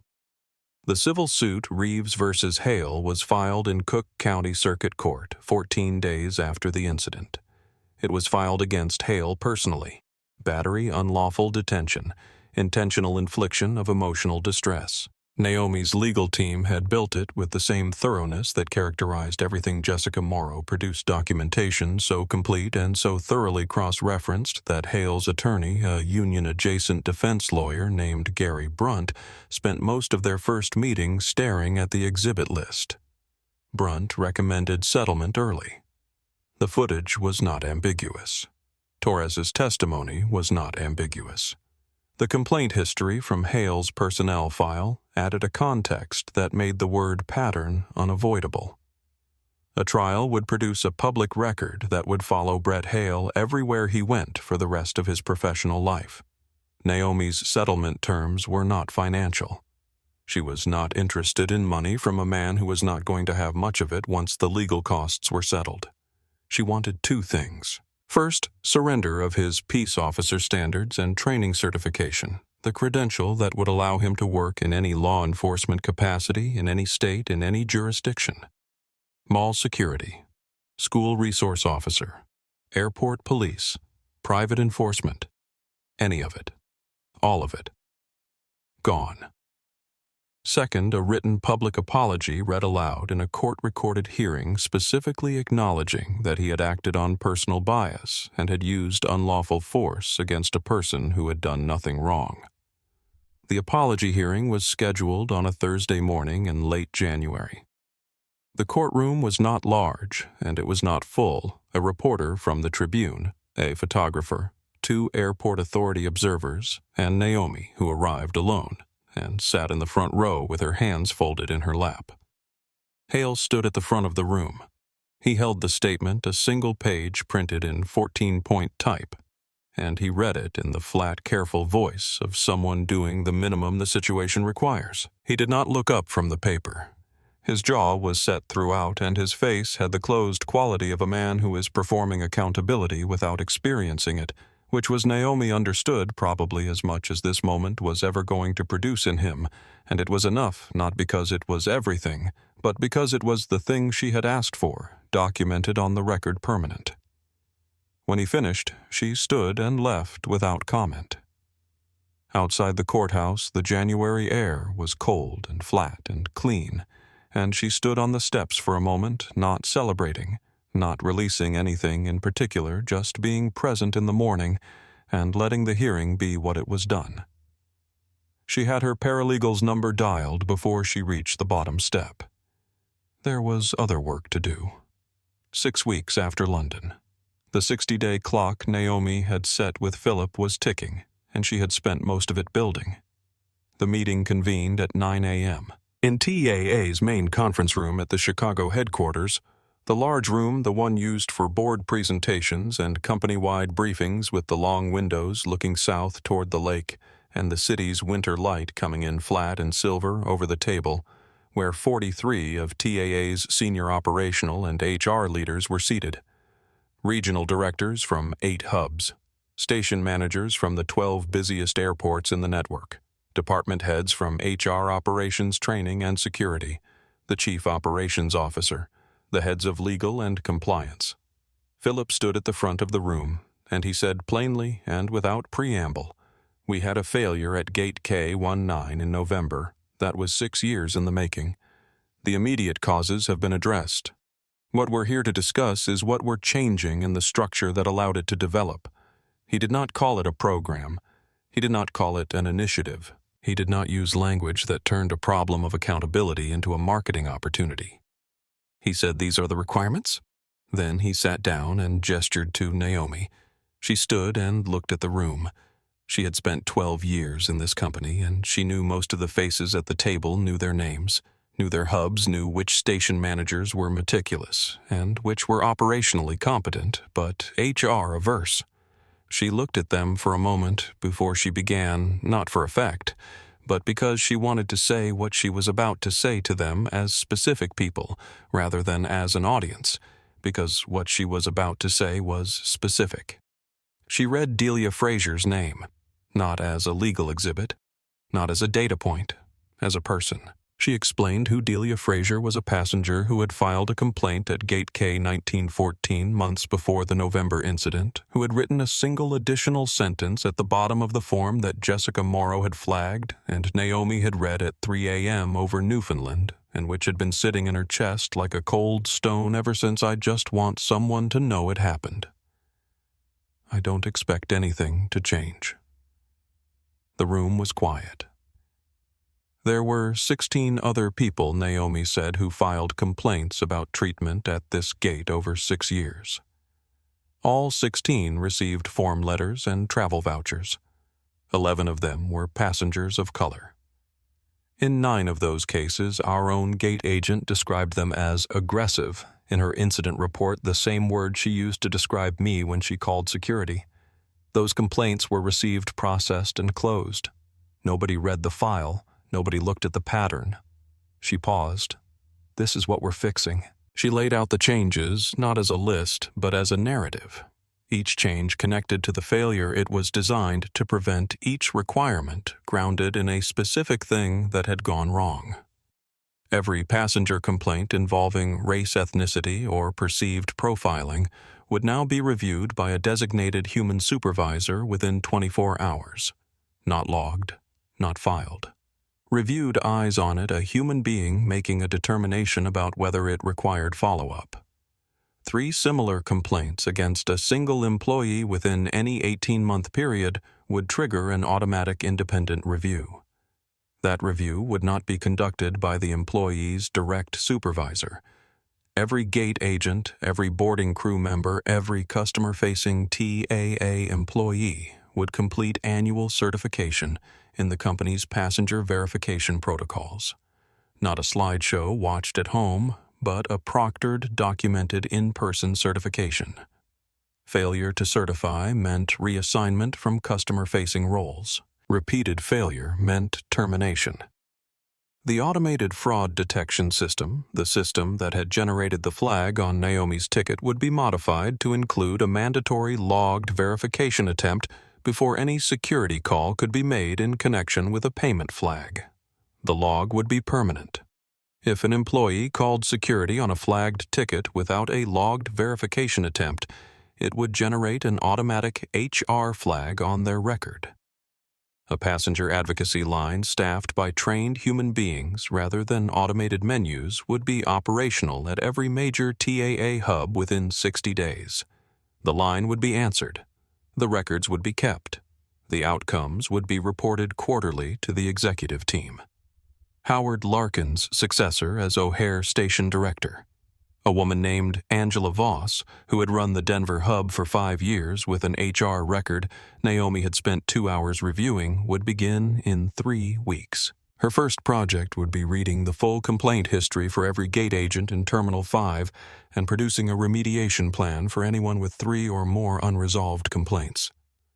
When Naomi finished, Philip stood. "We are doing all of this?" he said to the room with the specific weight of a statement rather than a goal. "Not because it's legally advisable, though it is. Not because it's good for our image, though it will be. Because Delia Frazier wrote 7 words on a complaint form, and she was right to write them, and she deserves to be wrong about what she expected." He paused. "We have a chance to make her wrong. We're going to take it." There was no applause. There was something better than applause, the specific weighted silence of people who have understood something and are deciding how to carry it. The consequences moved through the company in the weeks and months that followed, not as a wave but as a slow structural change, the kind that doesn't make headlines because it lives in the details, in the form that gets updated and the protocol that gets certified, and the supervisor who reads a complaint file on a Tuesday afternoon that might previously have been passed to the bottom of the stack. 3 months after the meeting, TAA's passenger satisfaction scores, which had dipped sharply in November and December as the story of Gate K-19 circulated online, began to recover. By spring, they had surpassed their previous record. 6 months after the meeting, 2 other carriers, having watched what TAA had done and having been asked about it by their own boards, formally requested access to the complaint review framework. Naomi's team shared it. There was no fee, no contract. She was not interested in ownership of the framework. She was interested in it working. 8 months after the meeting, Naomi called Delia Frazier. She called from her office alone on a Thursday afternoon in late August, and when Delia Frazier answered and heard who was calling, she was quiet for a long moment. And then she said, "I thought the voucher was all I was going to get." "It was all you got at the time," Naomi said. "I'm sorry for that. I want to tell you what your complaint produced." And she did. Carefully, specifically, without making it more than it was or less than it was. She told her about the verification protocol and the complaint review threshold and the human supervisor who would now read every complaint that Delia Frazier's 17 counterparts and all the people after them filed, and whose job it would be to make sure the answer was never again a form letter and a closed file. Delia Frazier was quiet for a moment. Then she said, "Okay." And then, "Thank you." 2 words. Small. Real. Enough. November again. The same gray quality of light, the same recycled air smell, the same particular loneliness of O'Hare Terminal 5 in the late afternoon. The announcements echoing off the marble, the luggage clattering the city outside the windows going dim at 4 p.m., the way it does in the Midwest in November, as though the light is always in a hurry to leave. Naomi Reeves moved through the concourse with her carry-on. Her dark blazer buttoned the small diamond studs she wore to every arbitration in her ears. She was 45 now, and she moved through the terminal with the same focused stride, the same contained awareness, the same filing away of small observations, a boarding gate running smoothly, a crew interaction that suggested good training, the way the new verification display at the service desk caught the overhead light in a way that made it clearly legible from 20 feet. She noted it with the same quiet care she had always noted things and moved on. She arrived at gate K-19 with 17 minutes to boarding. The gate was busy, but organized lanes clearly marked the boarding process, running with the efficient calm of a well-trained crew. At the podium stood a young man she had not seen before, early 30s, broad-shouldered, a TAA badge with the new design that had been rolled out as part of the operational update. His name tag read Paul O. He looked up when she approached. His smile was genuine and immediate, not performative, not the professional hospitality that has been trained into someone, but the smile of a person who is actually glad to do their job.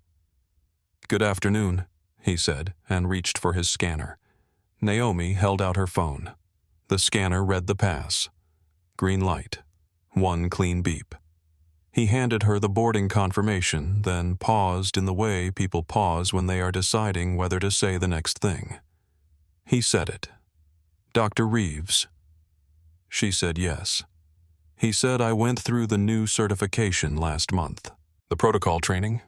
"The verification module." He paused, looking for the right words and finding them with more precision than she expected. "I just wanted to say that it matters. It's different now. We know what to do and we know why we're doing it, and we know that management is paying attention." He hesitated one more beat. "Thank you for that." Naomi looked at him for a moment. At his face, the genuine, uncomplicated pride of someone who has been given a clear standard and discovered they can meet it. She thought about what it had cost to produce that standard, about the wall and the bruise and the 31 seconds and the 17 names and Delia Fraser's handwriting pressed harder than she meant to press, about what it meant that a young man at a gate was standing up straighter because someone had decided finally to name what was expected. "Good," she said. And the word was the simplest, truest thing she had said in a year. That's exactly what it's for. She walked to the jet bridge. At the entrance, she paused. Put her hand flat on the wall, the textured drywall, the same surface as a year ago, slightly repainted the seam where two panels met at the corner exactly as it had been. She left her hand there for a moment. The wall had no memory. It was just a surface, just the threshold between a terminal and an aircraft, between where you have been and where you are going. Its power over her had been returned to her a long time ago, and she had spent the year deciding what to do with it, and she had done it. And now it was just a wall.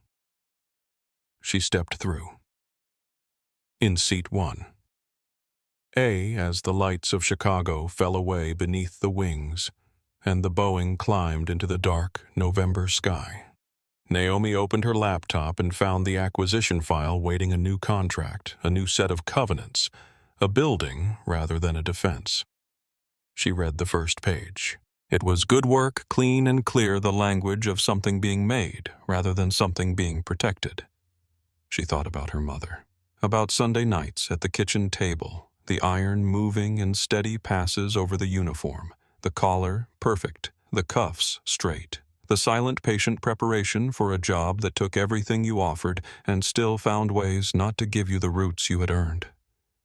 I had the language, you didn't, Naomi thought. I used it. I'm sorry it took this long, and I'm sorry you never got to see it, and I'm going to keep using it. Somewhere below in a complaint database that no longer received 17 entries and returned 17 vouchers, Delia Fraser's name was no longer just a closed file. It was a reason. The reason a verification call was now a logged requirement. The reason a supervisor now read the complaint before the template response was sent. The reason the next person standing in that line had something behind them that Delia Fraser had not. That was what justice looked like when it was real. Not a headline, not a single moment of accountability, but a name that changed a policy, and a policy that protected the next person in line. The plane climbed. The city disappeared. Naomi turned the page. If this story moved you, please share it with someone who needs to hear it and subscribe to our channel because the fight for dignity is far from over.